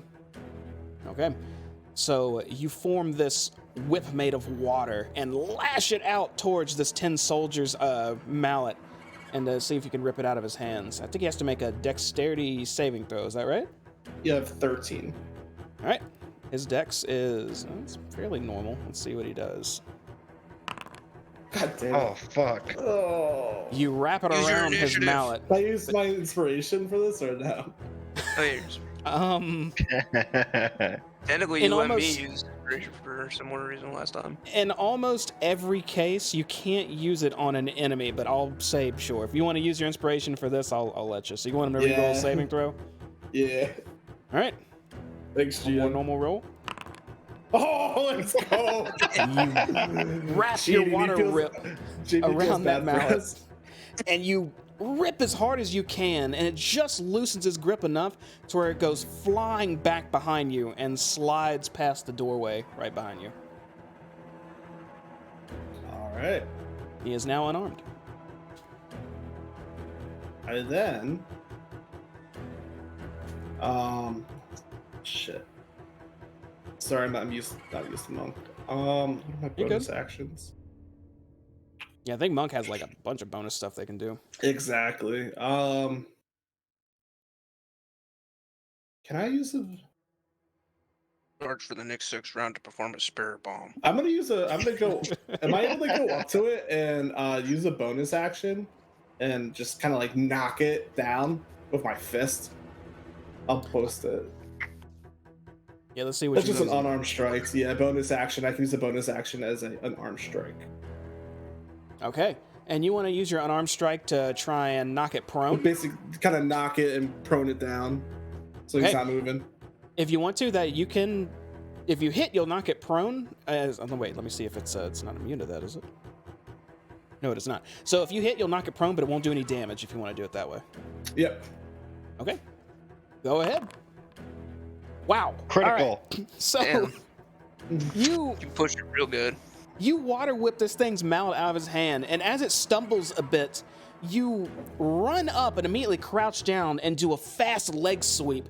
As you just flip this thing 180, you kicked it so hard, and it lands on the back of its skull cap. Go ahead and roll the damage, too.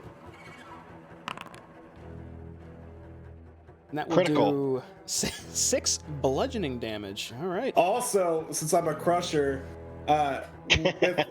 when score a critical hit that deals bludgeoning damage to a creature, attack rolls against this creature are made with advantage until the start of my next turn. Okay, yeah, absolutely. And especially while it's prone, everyone has advantage if you do anything to it at the moment. So we should have double advantage, no? not Does double that stack? damage. No, I it don't doesn't know stack. that Only stacks one. it up. Only one advantage. Right. But yeah, you leg sweep this thing, and it lands with such force you deal some damage to it too. And it is now prone. There's a And prone my turn. icon. That's the end of the surprise round. Sal. How damaged is this thing looking? It's looking a bit cracked and dented now, especially in the upper areas around its arm and head. It's still functional, but it's looking pretty beat up. Okay, I'm going to. How does web work? So it Let's says look it's at it. range 30/60 feet. Does that mean I have to be that far away to use it? No. Range 30 feet. That could mean it could be in your face, or up to 30 feet. 60 and up to 60 feet is if you're kind of sniping with it, I guess, and you'd have disadvantage at that point. Oh, okay. So 30 to 60 disadvantage, 1 to 30 normal.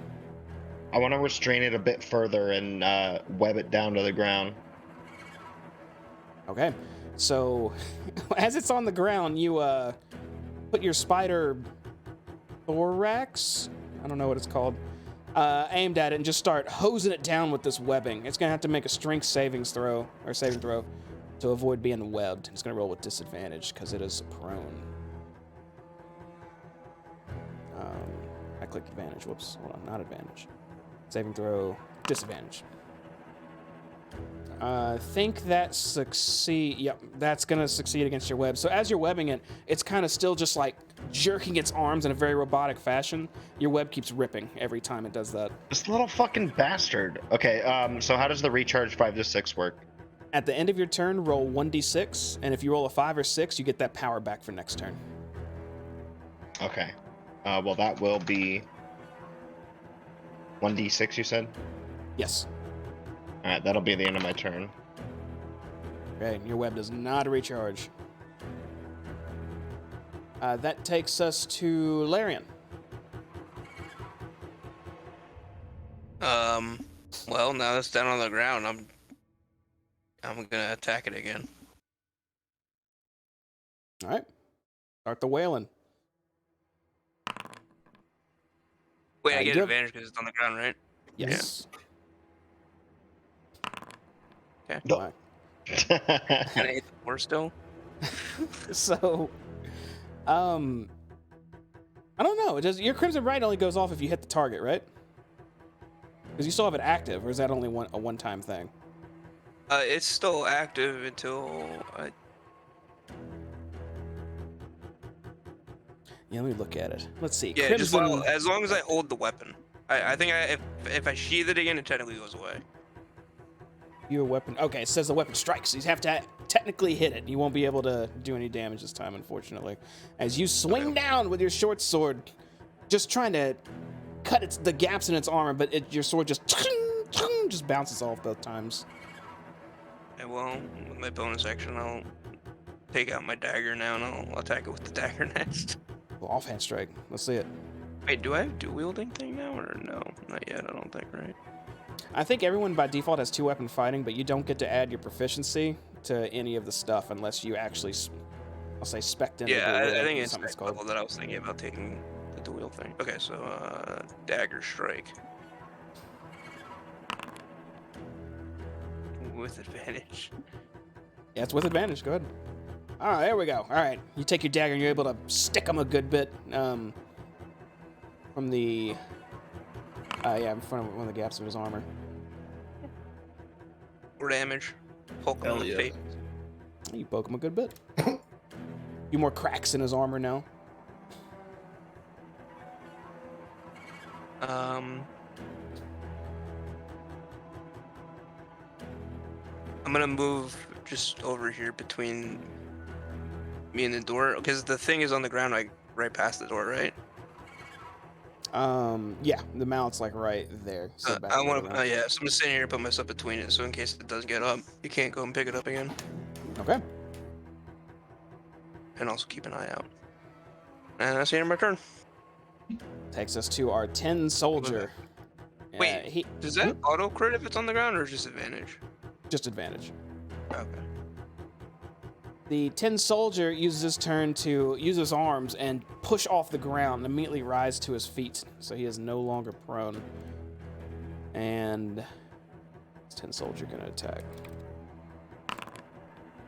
He will raise his arms towards you, Rain, and you can attack after getting off the ground. This is a bonus action or something.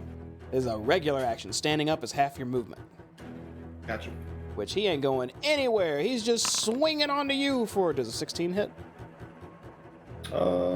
Yes. You're rolling those privately, Jamie. I don't know if you know. Oh, my bad. Hold on. I got it public now. His first attack swings towards you and will deal 4 bludgeoning damage. He does have the multi-attack, so he'll be swinging one more time. Another 16. Mm-hmm. This one's going to do 8 bludgeoning damage. As he stands up and just these arms kind of just whirlwind at you. You do your best to dodge, but both kind of strike your sides. I don't remember. I think you had some kind of rule against Sentinel with my shapeshift. I don't remember. Can I use Sentinel while I'm in shapeshift? I think you maintain your intellect and your extra pool of health, but I don't think your feats carry over to your species, so I'm gonna say no. Okay. All right, that's all the 10 soldiers gonna do. He doesn't have his bang bang mallet, so he's just trying to wail now. Rain. All right. I'm gonna go and I'm gonna use my quarterstaff, one-handed, and try to do some damage to him, like slap him right in the face. All right. You definitely slap him right in the face as you take your quarterstaff and just crack right across his round metal spherical head. Let's see your damage. One hand. So that's going to be better than if you would have been 2-hand. It's going to be 6 damage across its face as half of its face just goes flying off, and you can see the small gears just spinning now beneath its, I want to say skin, beneath its frame. This thing looks like it's barely moving now. Can I use my bonus action to do an unarmed strike to kind of just crush the gears inside of it? Absolutely. Let's see it. Nope. But here's the thing: it doesn't have a fucking head right now. How is it gonna block this? He's not going to technically block it. You take your palm and quickly aim at the exposed area you're striking in, but as he's jerking around, you kind of just palm the upper area of his forehead and push him back slightly, but don't damage him. Rats. All right, I guess that's my turn. Sal, it's All up to you, bud. Sal. I'm gonna bite this bitch. Yeah, Bite, bite bite. Attack. Wait, what's versatile? Versatile One or means it could two-handed? use... Yes. Wait, what? If It means a weapon you is... can attack with either or two-handed. Yeah, what Larian said. So you could wield a weapon with one hand or two hands if it's has versatility or versatile. As a spider, So you're kind of it's just a using your normal mouth, though. attack. Yeah. Yeah, it's I don't know normal how you attack. do that with your mouth. You use like one tooth or two. And I miss. Yeah, you reach down and bite onto its arm, but you don't pierce it at all. Man, fuck this thing. Do I get to roll another d6? Yes, to try and recharge your web. No change with the web action. Larian. Shoot. Thanks. Okay, I've seen that it's still standing. I'm moving back in. And I'm gonna go at it with my sword again. Let's go. Bro, let's go! Crit! So that doubles all my dice or just like the damage I do at the total? How do we do that? Is that a crit? That is a crit. Why Yeah. is it showing up It's green? green. Because that's 'Cause it's not crit. 20. Yeah, when Do it's you green, win? it's not 20. Oh no, on my view it's not showing green, but yeah, that is a crit. So Oh. yeah, that would be. I think when you hit roll damage, there's a critical button there, which I might edit how that works later because I like the just way clicked- JD does it. I don't know where you see the critical button. Oh, instead of rolling on your sheet on Foundry, do you see roll damages under the attack on the chat you made? Oh. Right. Oh. Oh, because then it just rolls an extra damage. That sucks because that's only a 1. That's false. But, and then my Crimson Right.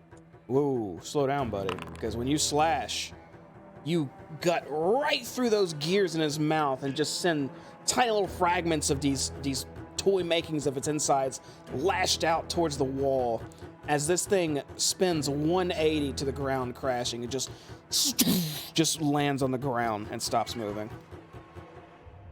Quietly lands on the ground. Yeah. Yeah, it wasn't enough to. It wasn't super loud. It wasn't gong loud. I'll put it that way.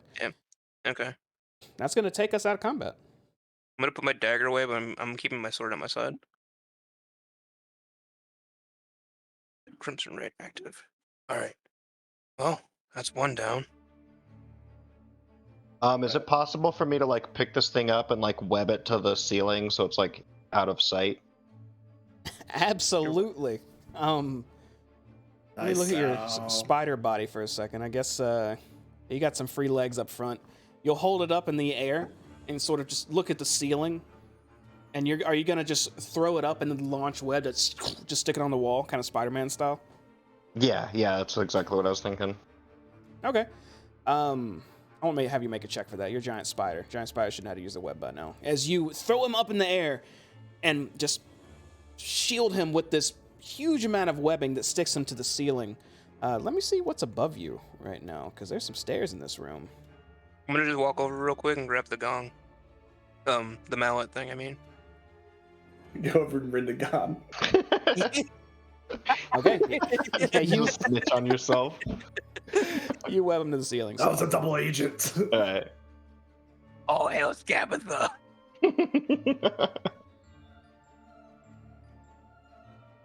Just the mallet is not laying on the floor. Okay, That would yeah, you kinda got it do. now. Use mark down as like, I don't know, 10 soldier mallet or whatever you want to call it in your inventory. Okay. That could be a good Feywild trinket, right? Could be. Actually, yeah. That's good. I was just keeping it for practical purposes now. I'll keep this for For value. trading for Haggling. random crap. Alright, we go up or through? Like we go up to her room. Let's be sneaky though. I turn around. Because is the door open or closed still? I think it's open, right? Yeah, you guys left it open.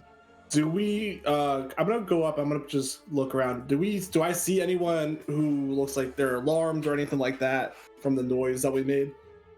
You don't see anything in the next room. Do I hear anything? Make a perception check.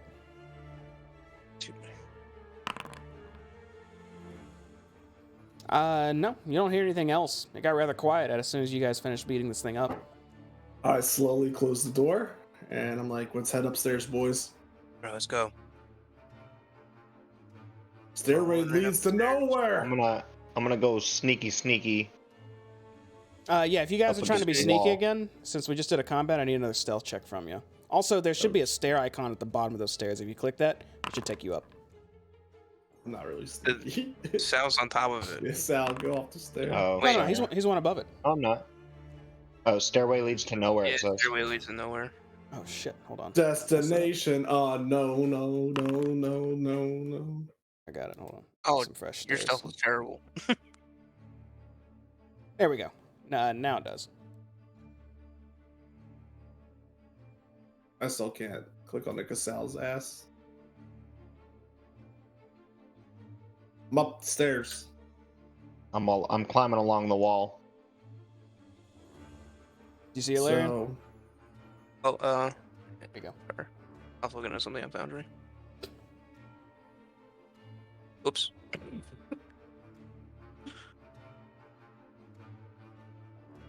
What was that secret entrance to her it's room? over here.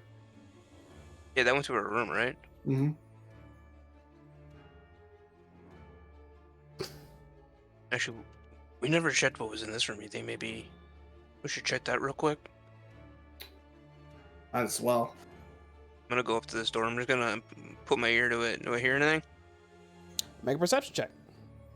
As he's doing that, is this section opened again from like what the kid did, or is it closed?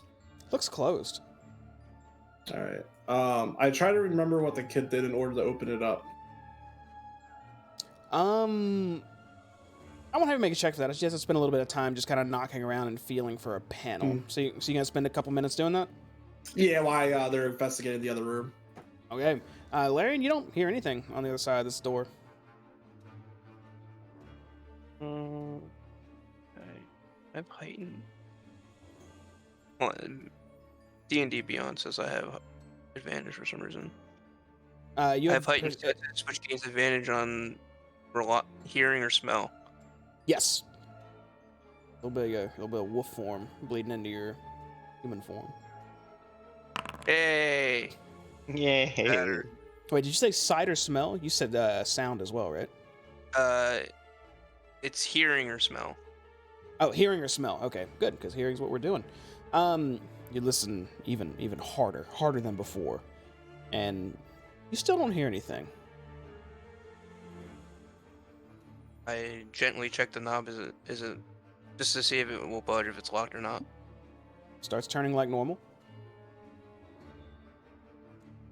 Okay, I'm gonna open it. Sure. You open it up, and when you step inside, let me read what you see. You are in. Where is it? Okay. 3 large freestanding looms dominate this chamber. All of them right now are not moving, but it looks like they're operated pretty frequently. And you also see another door on the opposite wall. And there's an archway to around the corner, but you can't quite see it from fully from where you're at. I'm just gonna do a quick scan, see if you can open that door, door to her room. Yeah, Rain's still feeling around, searching for the panel. I'm just gonna peek out the window and just see where I am in the house, and also, actually, I know where I am in the house. Actually, so if I look at these windows, can I figure out where these stairs are coming out? As you look out the window, do you mean the stairs you took up here? No, there's stairs. Wait, oh, that's just a balcony. Yeah, ping where you're talking about. This door is just a balcony? Yeah, it looks like it's just a balcony. Oh, okay, never mind. I thought those were stairs at first. Okay, so then what do I see in the yard down below? Looking down below, it looks pretty clear out in the fields right now. You can see a tree line not far from here, but there doesn't seem to be any activity down below in front of you. Well, actually, no. I take that back. Hold on. You are looking... should be a little bit north. Yep, that's all you can see from here. But looking straight down from where you're at, you do see a wooden rocking horse just kind of sitting outside on its own with a little jack-in-the-box right at the base of where you're at. So I couldn't see, like, into that... Oh, yeah, no, the garden's all the way over there. Okay. And I'm gonna just go around the rest of this room real quick. Okay. Oops. As you start walking around the room, very slowly, all these looms suddenly activate and start spinning on their own. I'm gonna see that the rest of this room's empty, right? Yeah, that's that archway I was talking about. You can see now. Looks like storage of some sort. Yeah, okay. And I'm gonna just back out now, slowly, and hopefully those looms stop. They're still spinning at the moment. Okay, well, I'm Make just gonna go back through. Make a history check too, Larian. Okay. Oh, it was so close to a natural 20. Is this about Fae, Fiends, or Undead? It's about Fae. I get advantage. Slightly better. Okay, that's actually just enough. Seeing these looms spin, it sort of concerns you a bit. You assume this might just be hag magic, but then you remember, you think back, and at some point you heard that boggles like to play tricks on people, and you get the assumption this may have something to do with them.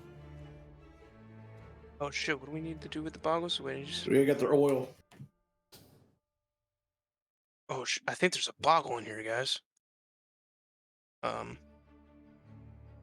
do they like to do? They like to play tricks on people? Or the... And the looms are just moving, there's no, like, real pattern to it or anything. I'm gonna be... Oh, no, I'm terrified of looms moving on their own.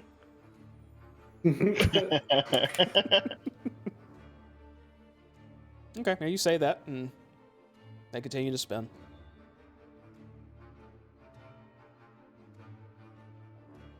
Let me look back to see if there's anything about boggles. It's like playing tricks on people. They're all be like, "Oh, I hopefully something else doesn't pop out and scare me." Yeah. They're What? cowardly and mean. At this point, Larian, one of these bottles right here falls over and just rolls up to your feet and just bops right against your foot. Very spooky. Oh no. And this bottle fell on its... Oh no, God. I'll pick it up and I'll just kind of like examine the bottle. What's in it? Sure. You pick up the bottle and you go to examine it. So are you like just kind of looking at the labels or whatnot? Yeah, Or what are you if doing? I can tell like what kind of liquid is in it or of any kind, or yeah, if there's a label, if I can see inside of it. Okay. You pick up the bottle and you kind of turn a bit looking for a label. And as you're turning it, the moment the top is ever facing you, the lid or the cork just pops off and the liquid just sprays your face completely. It doesn't burn, but it definitely feels like you got a bunch of water in your eyes as you rub them. And other than feeling irked, nothing else happens. Damn boggles. I'm gonna keep the bottle though, because I'm gonna put the oil in it if I can figure this out. Okay.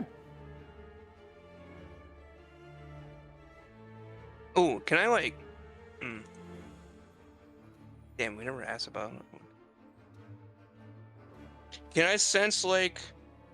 Can I try and like sense like if there's some sort of presence in the room? You could look around. That might be... Yeah.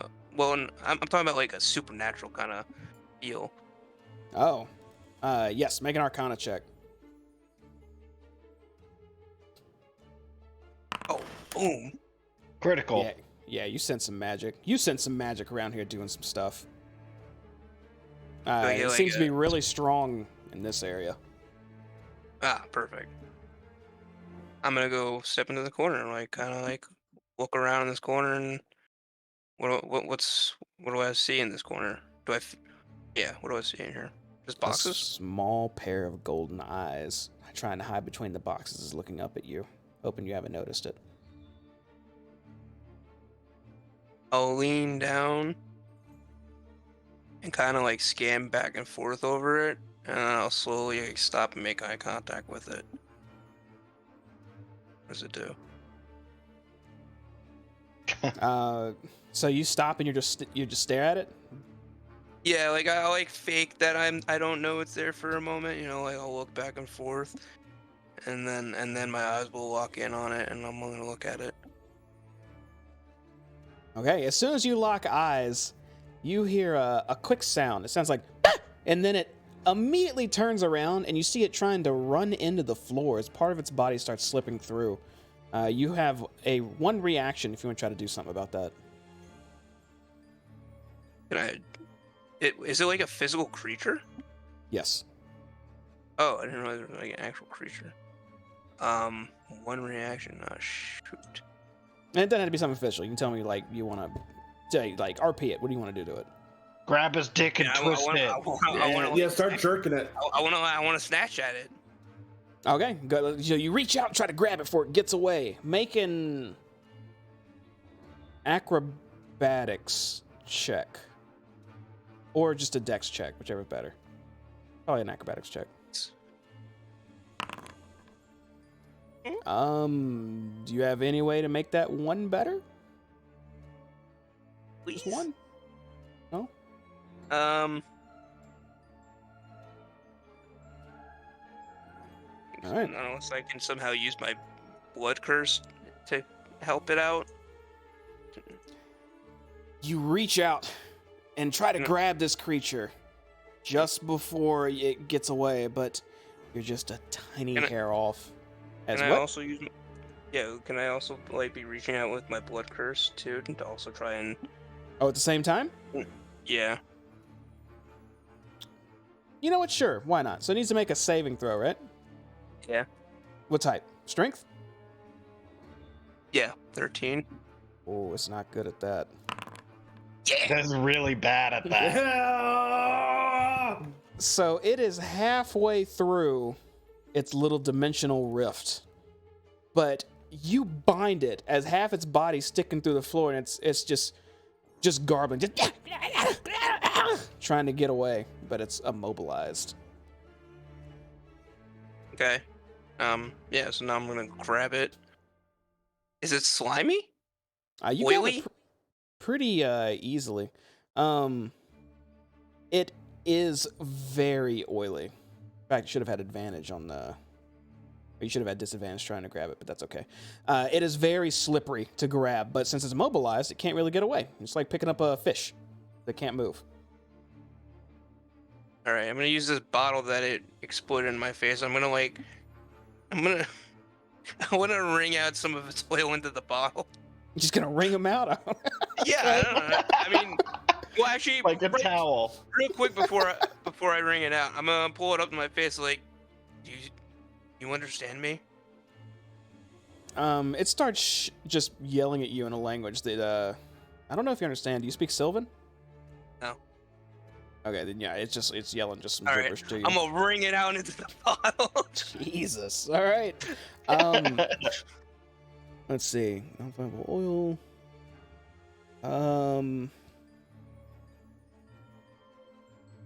Make a athletics check.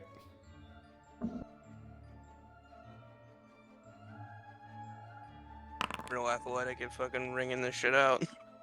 Okay, Maybe roll 1d8.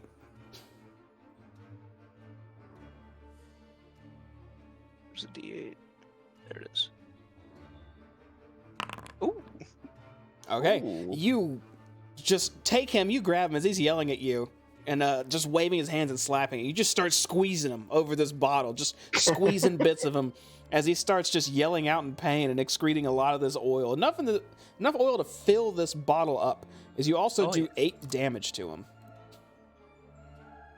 Oh, you should be able to see him now too. Sorry. All right, well, I'm gonna see this bottles. They look like this. Oh, Jesus. Yummy. He just jerked that guy off. Damn, what the fuck? That's what I jerked off? I was thinking like a meerkat type of creature. A meerkat?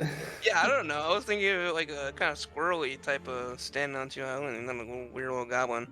Alright, well, once I've thoroughly milked him, light a cigarette real quick. No. I'm gonna put him back behind the boxes. Actually, do I want to do that? Well, yeah, he's just gonna fuck off. I'm gonna throw him back in the corner and be like, get out of here. He immediately flees into his little portal and vanishes. Alright, I'll go back out the room now. Close the door.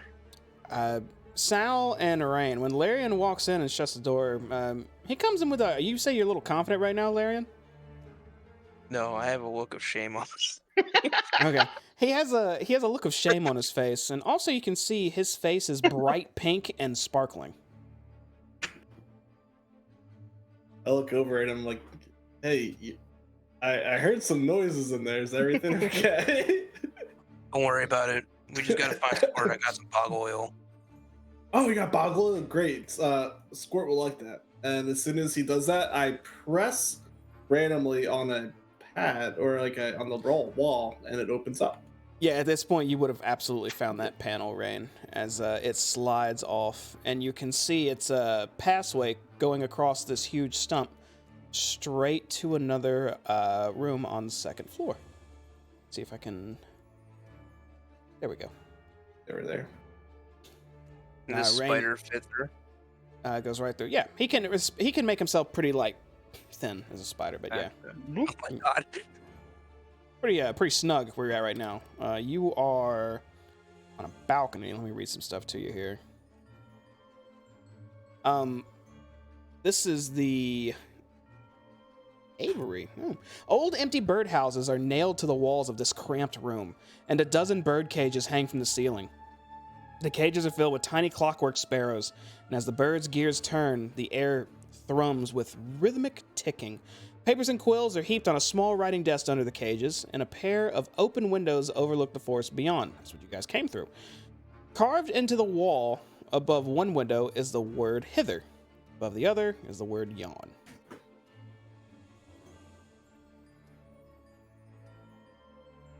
Over the windows.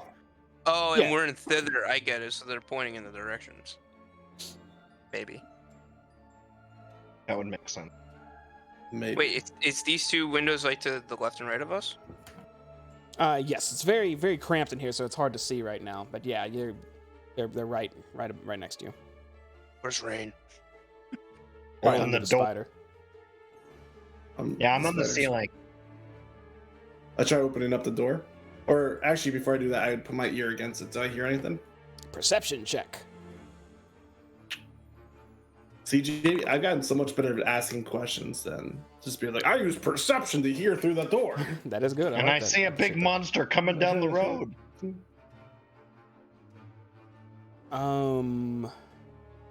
Okay, yeah, you don't hear anything in the next room. But yeah, currently you're surrounded by a bunch of clockwork birds and a few papers on a desk. Yeah, then I open up the door. All right, you open it up and step inside, and let me read what this is. So, stepping into this room, you see almost everything about this bedroom is orderly. From the bed, to the patchwork quilt, to the ornamental pigs arranged in a neat row on the dresser.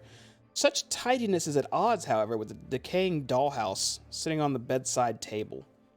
This 3-foot-tall edifice has seen better days. It is now besmirched by peeling paint, mold, and rot. Behind the dollhouse, by the window, moss flutter inside a large bell jar. Facing one another along the outer wall are a pair of doors. Next to the door closest to the staircase is a wooden rocking cradle with a neatly folded blanket in it. The door. Cradle big enough. I guess to we fit start any looking around to see if we can find any kind of key or even a hint of Hoppy. Yeah, looking for key and Hoppy. Key and Hoppy, all right. Tell me where you go and what you examine. I'm gonna go over to the cradle, and I'm gonna start looking through there. All right, let's see. Let's check covers. The rocking cradle is painted with images of green dragons. And there's a folded threadbare blanket in it. Did I see any creatures inside of it? No, but you can see where it looks like a creature may stay. A small creature. Can I examine the blanket to see if I detect any magic on it? Yeah, if you want to make an Arcana check, sure. Cool. All right, you try to sense if there's any magical aura coming off of this, and you don't sense anything. But Oops. make a history check.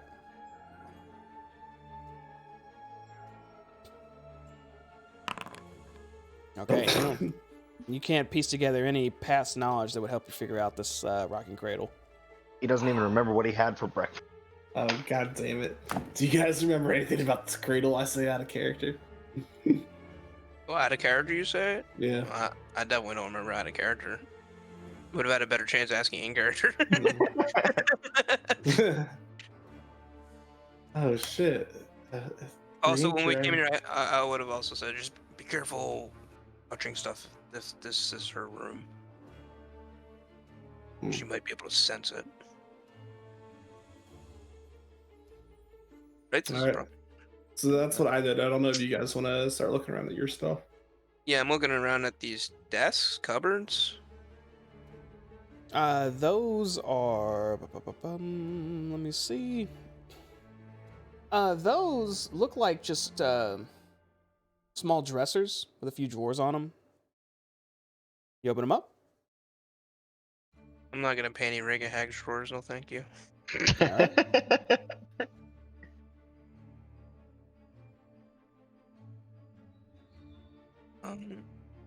What about what's over here by Sal? Is that another dresser? Yes.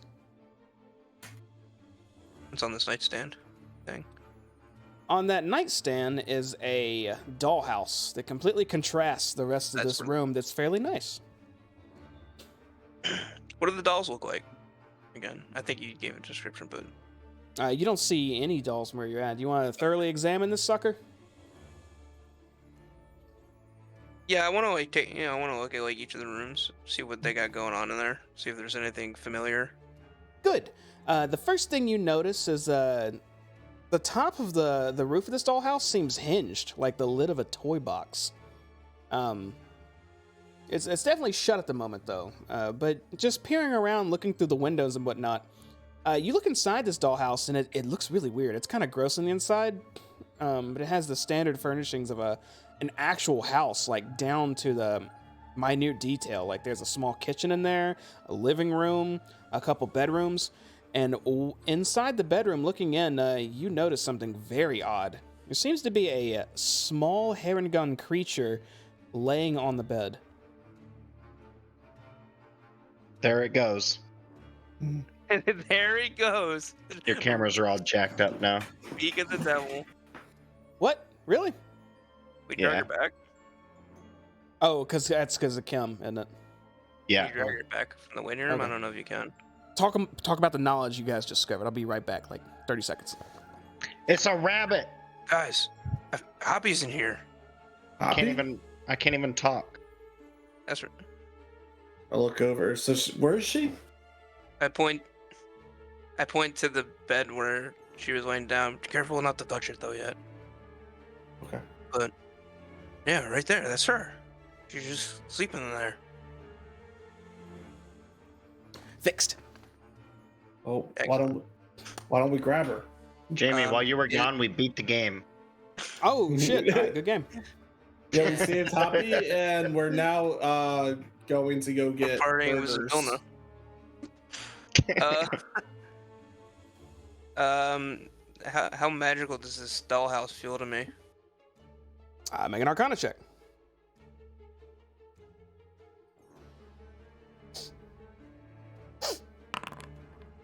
Also, I have advantage about Faye. It's pretty fayish.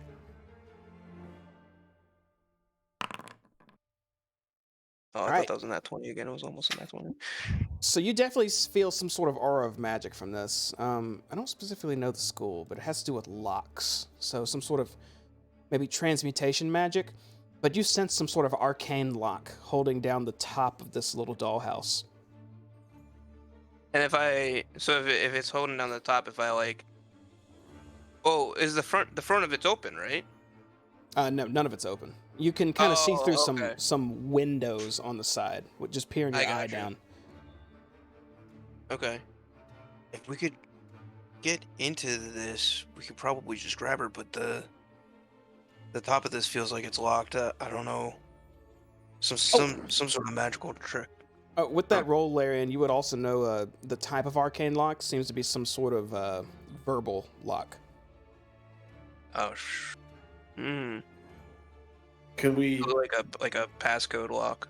Can we just take the dollhouse and worry about it later? It's quite too cumbersome for that. Oh, it's like pretty big. Yeah. What happens if I try? Should I try punching it? No. Let's say some phrases that the hag says, I guess. Hither, thither, here and there, wonder yonder, show me where. Nothing happens? No. Okay. Unlock. No, nothing. Shit. Bippity boppity boo, says the spider somehow. Still nothing. We've got It is, so far. It is possible she may have information on it stored somewhere on her person, or perhaps in some notes or something. There's really no telling. Yeah. Yeah, I was gonna say, is there any I mean, this is her bedroom, so there's probably not much, but is there any there's no desk even. Is there any loose papers? Wait, there was notes outside. I'm gonna go run out real quick Okay. to the desk. There was pieces of paper on here. I started examining them. So you go and look at the few pieces of papers on the desk, and there seem to be a couple. Do you just want to read them in order? Yeah. Okay. Not out loud though. There seems to be 3 letters and just a document on its own amongst this pile. And would you like to read the letters? Yeah, but not out loud. Okay, in that case, you read this internally. Sister, I don't have Eladin's horn. If I did, I would use it to free Bloody Beak and send it after the Jabberwock that lairs in the palace and hunts in your forest. No matter what Endolin says, that burbling beast of a dragon is a threat to our coven and our 3 realms. How Zybilna managed to befriend it, I'll never know. Maybe we should ask her. Haha. Much love, Lorna. That's the first letter. Do you continue to read the second? Yeah. All right, second one starts, Lovely Scab. The last time I saw the unicorn horn, it was in your possession. Pity you lost it, but fret not. I have gazed into the orrery of tragedies, and it has revealed to me that Eladin's horn will be found. If worse comes to worse, recall that Eladin's mate still dwells in your forest. You could kill Lamorna and take her horn, assuming, of course, you're not too busy making toys. Your darling sister, End. That was the second letter. Yeah. Okay. You want to read the third? Sure. Okay. Dear sister, there's no use asking Endolin if she has the horn. She doesn't tell us anything. But if we don't find it soon, I fear what the Jabberwock will do after it gets tired of prowling the forest and turns its fiery gaze elsewhere. God's bodkins, that thing gives me nightmares. Must I remind you that we need a unicorn's horn to free creatures from the cauldron's time-freezing magic? It's not enough to know their true names, you know. Of course, my greater concern is that someone else finds the horn and uses it for exactly that purpose.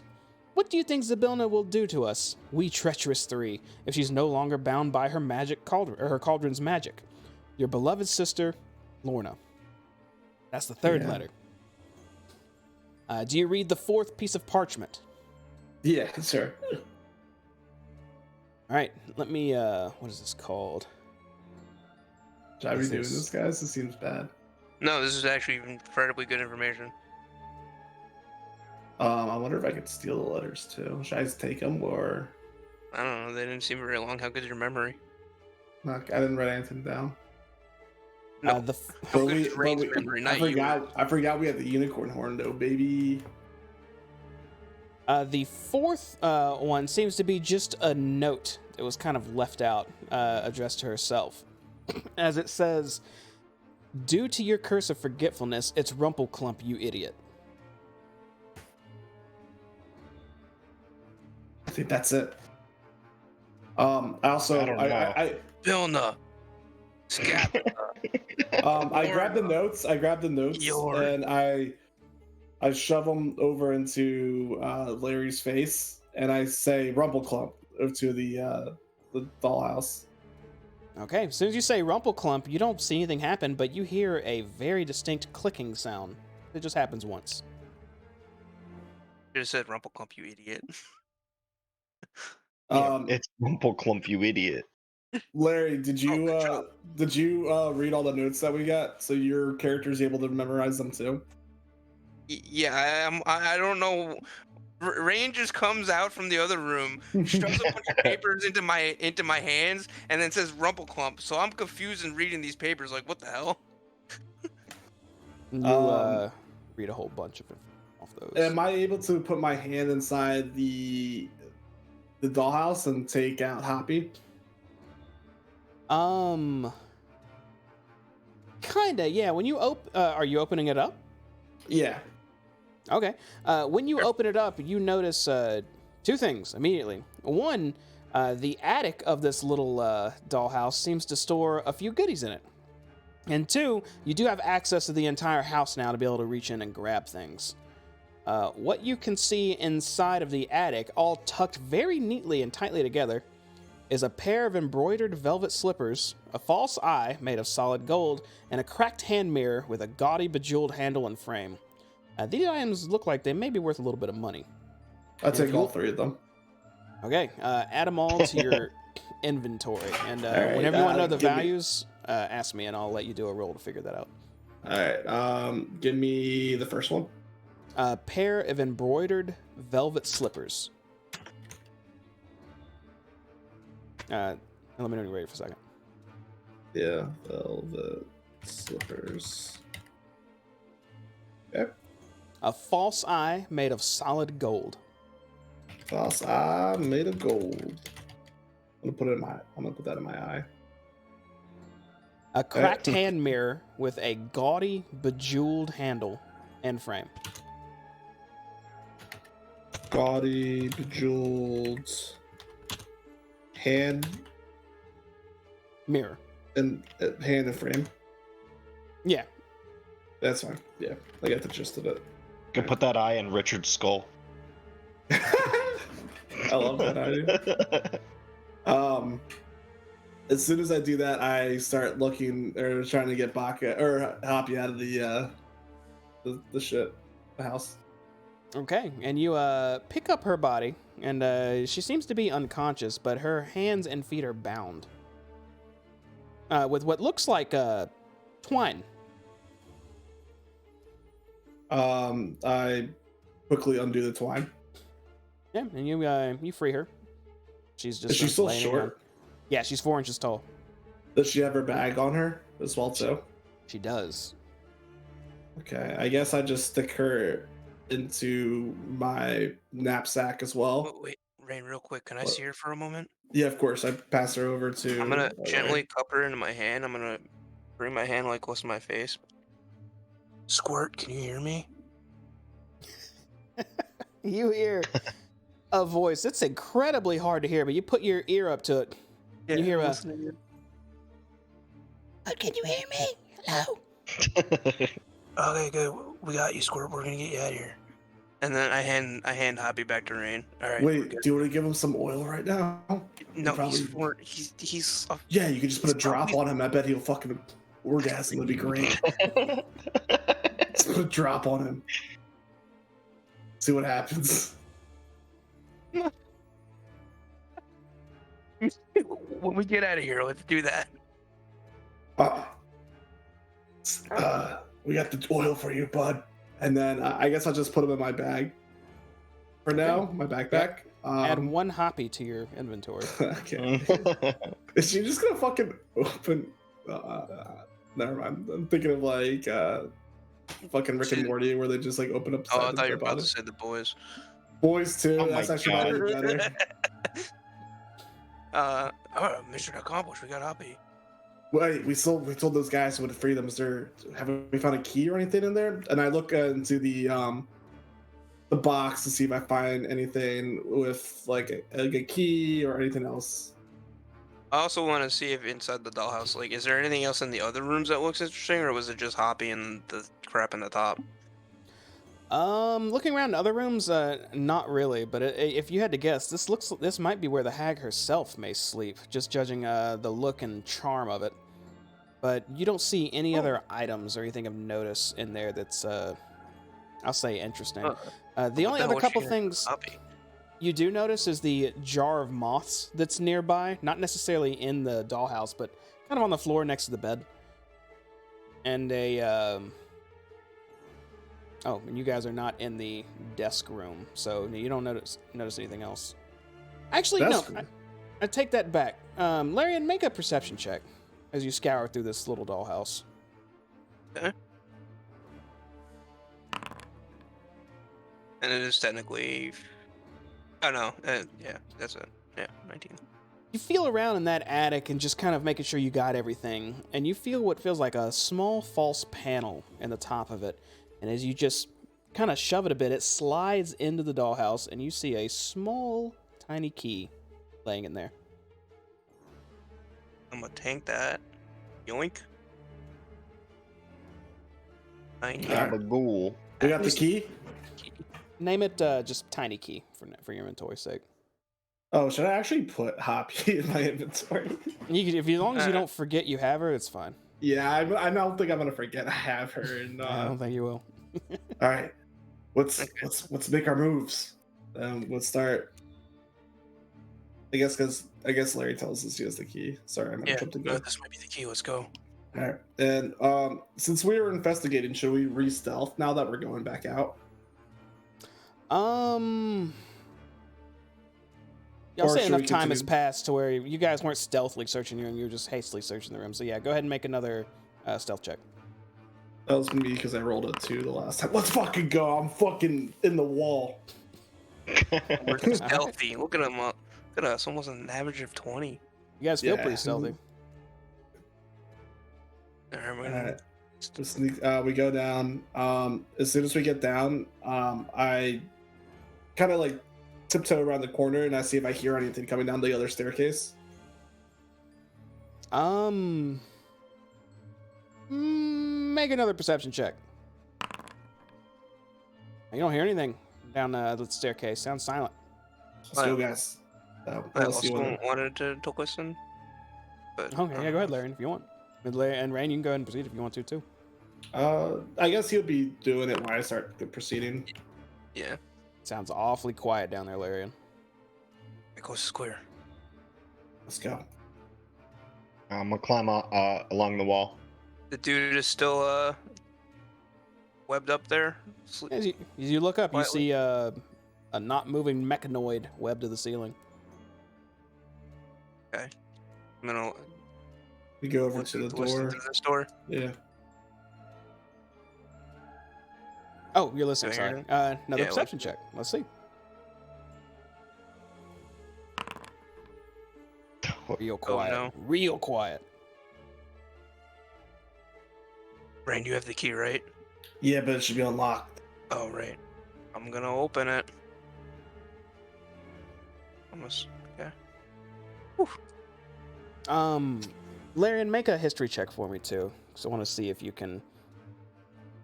This should pop in your head, technically, but I want to see if. This is Okay.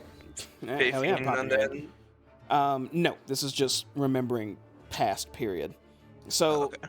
As you come down the stairs, you remember from looking out the window earlier that that room you just came out of was also the room with the door leading right to where that rocking horse was, and that Jack-in-the-Box. Oh, yeah. Okay, cool. Wait.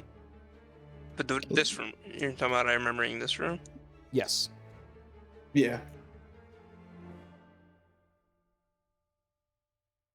I mean, I want to go that way? I don't know what that means. I'm just telling you what Larian remembers. Okay. Well, I don't want to go that way.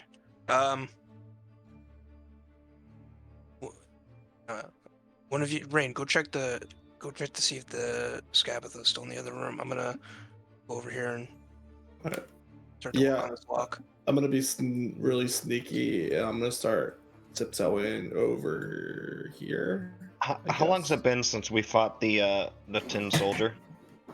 Not long at all. You guys been going pretty quick through here. I'd say maybe like 10 minutes.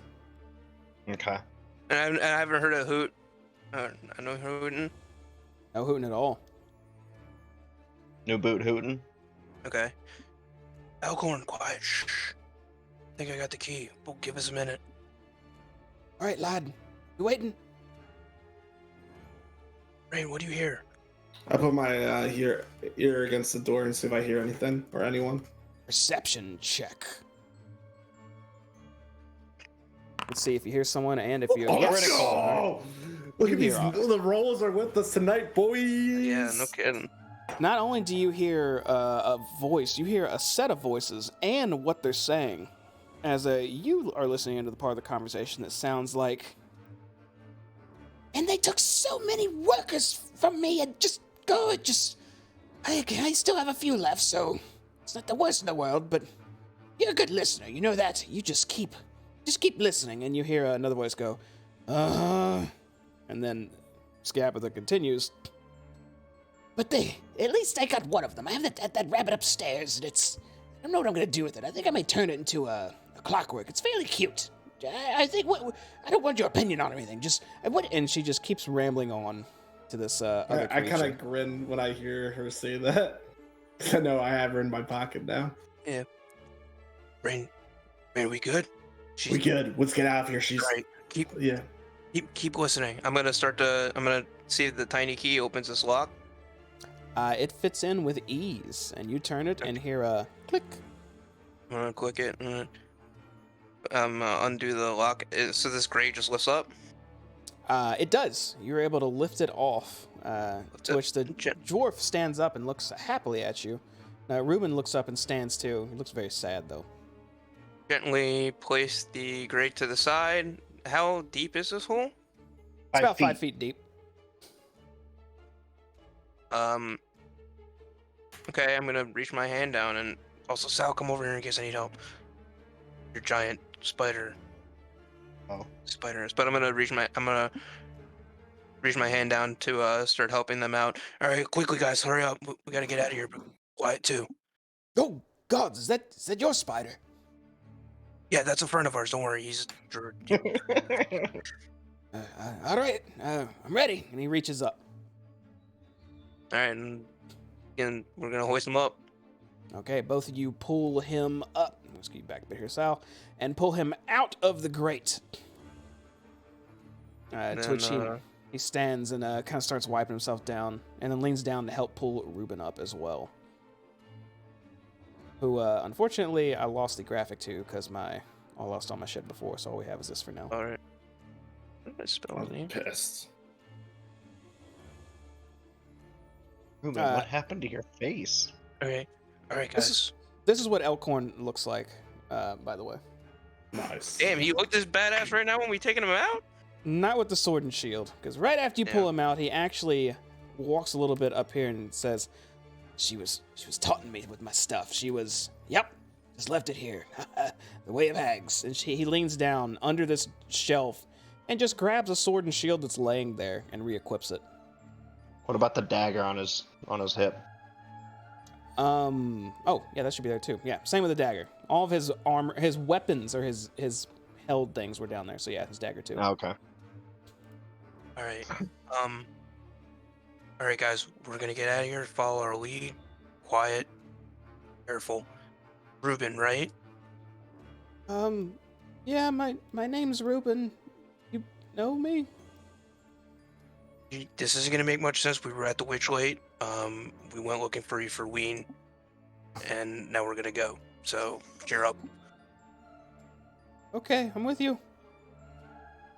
And they see you sneaking, and so they're both gonna try to sneak as well. Yeah, let's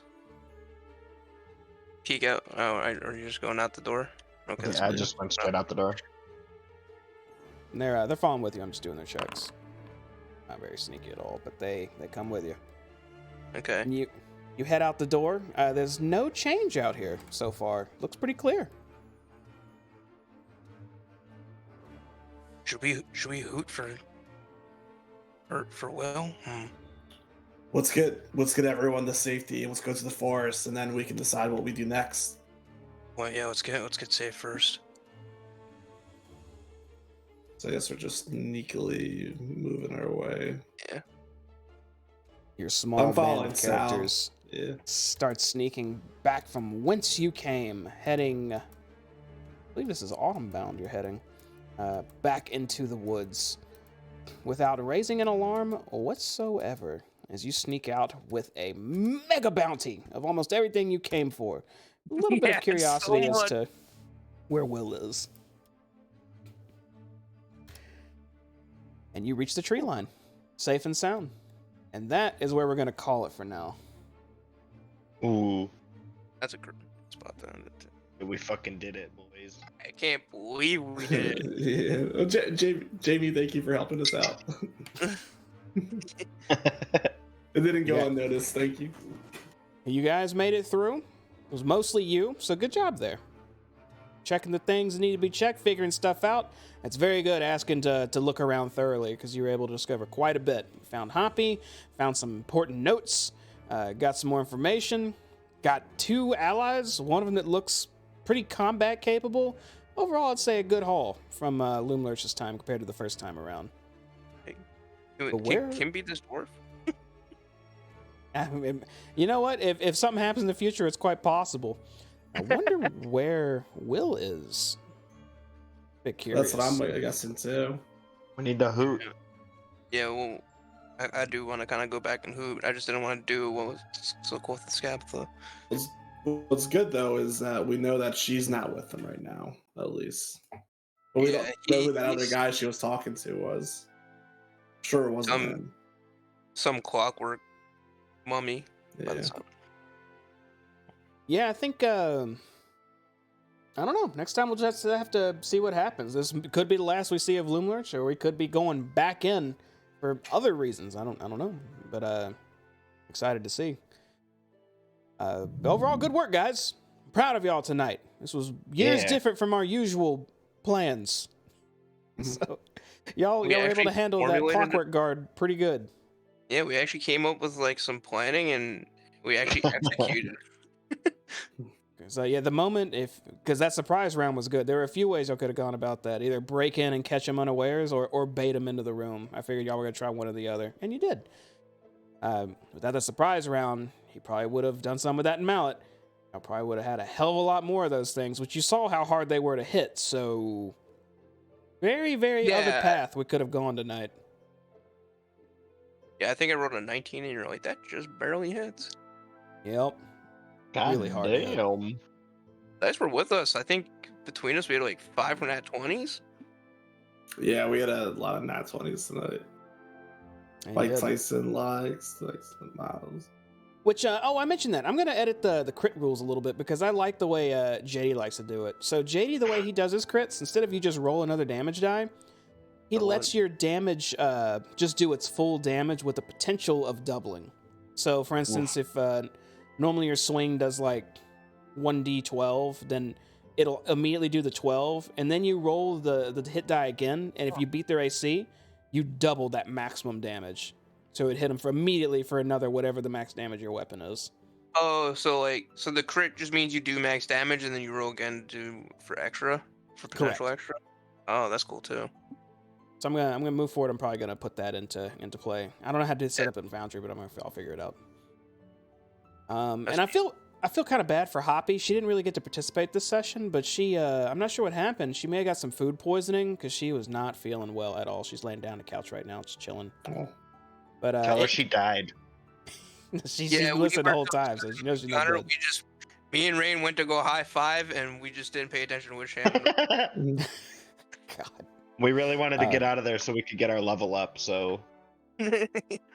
Well, not that I'm happy she feels bad, but it slightly worked out, I guess, in y'all's favor then, because it took a good minute to get to her, so she would have had a lot of opportunity to play anyhow. So, sorry, Cam. And then she just went right into a pocket. We did it, boys. Well, you said she was knocked out anyway, still, so she was still technically in the middle of a long rest. She'll wake up peacefully in the the pocket of a friend. She's been down for 6 to 7 hours now because it takes 3 hours to travel from Loom Lurch to Little Oak, and y'all did that and came back, so it's been minimum 6 hours, probably 7. Yeah, 7 because we took the long rest or short rest. Yep. All right. Well, unless y'all got anything y'all wants to say, I'm gonna start getting us out of here. Good work, team. Oh yeah. I'm not sure. You want to tell people? I don't or know you if you want want to a keep it to personal yourself? life or. I got a new job. Yeah, we're all happy for him. Good job. Hell yeah. Yeah. New and good. You don't sound super excited. He's gonna move like in with whatever. me, and I'm gonna propose to him at my own wedding. So we'll see At how your that own works wedding? out. Yeah. All right. Brindley, I don't love you. I love Sal. Friendship with Brindley ended. Oh man. All right. Well, on that note, then I guess we're gonna bounce. Everyone out there, thanks for watching tonight. This has been another live stream of the Wild Beyond the Witchlight. I'll be uploading this to YouTube, so if you see it there as well, cool. Keep watching. You'll see it just how it happened here with my lag out that happened. I gotta start recording these and just upload them that way. I think moving forward, I'm gonna try to do that, but hopefully it won't be too bad. It was only just a quick blip. If you want to catch more of this, we stream every Wednesday night at 8 p.m. Central Standard Time. Every week.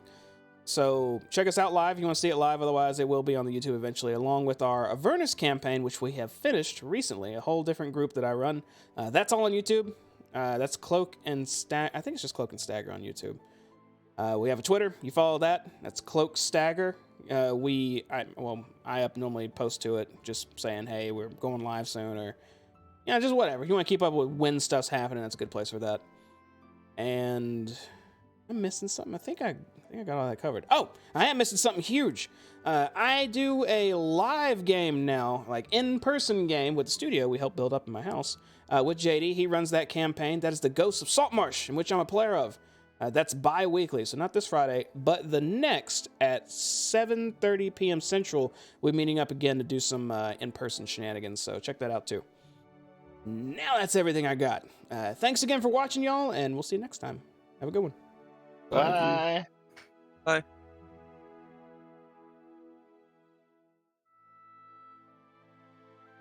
All right. Good work, everybody. Good work, team. Good shit.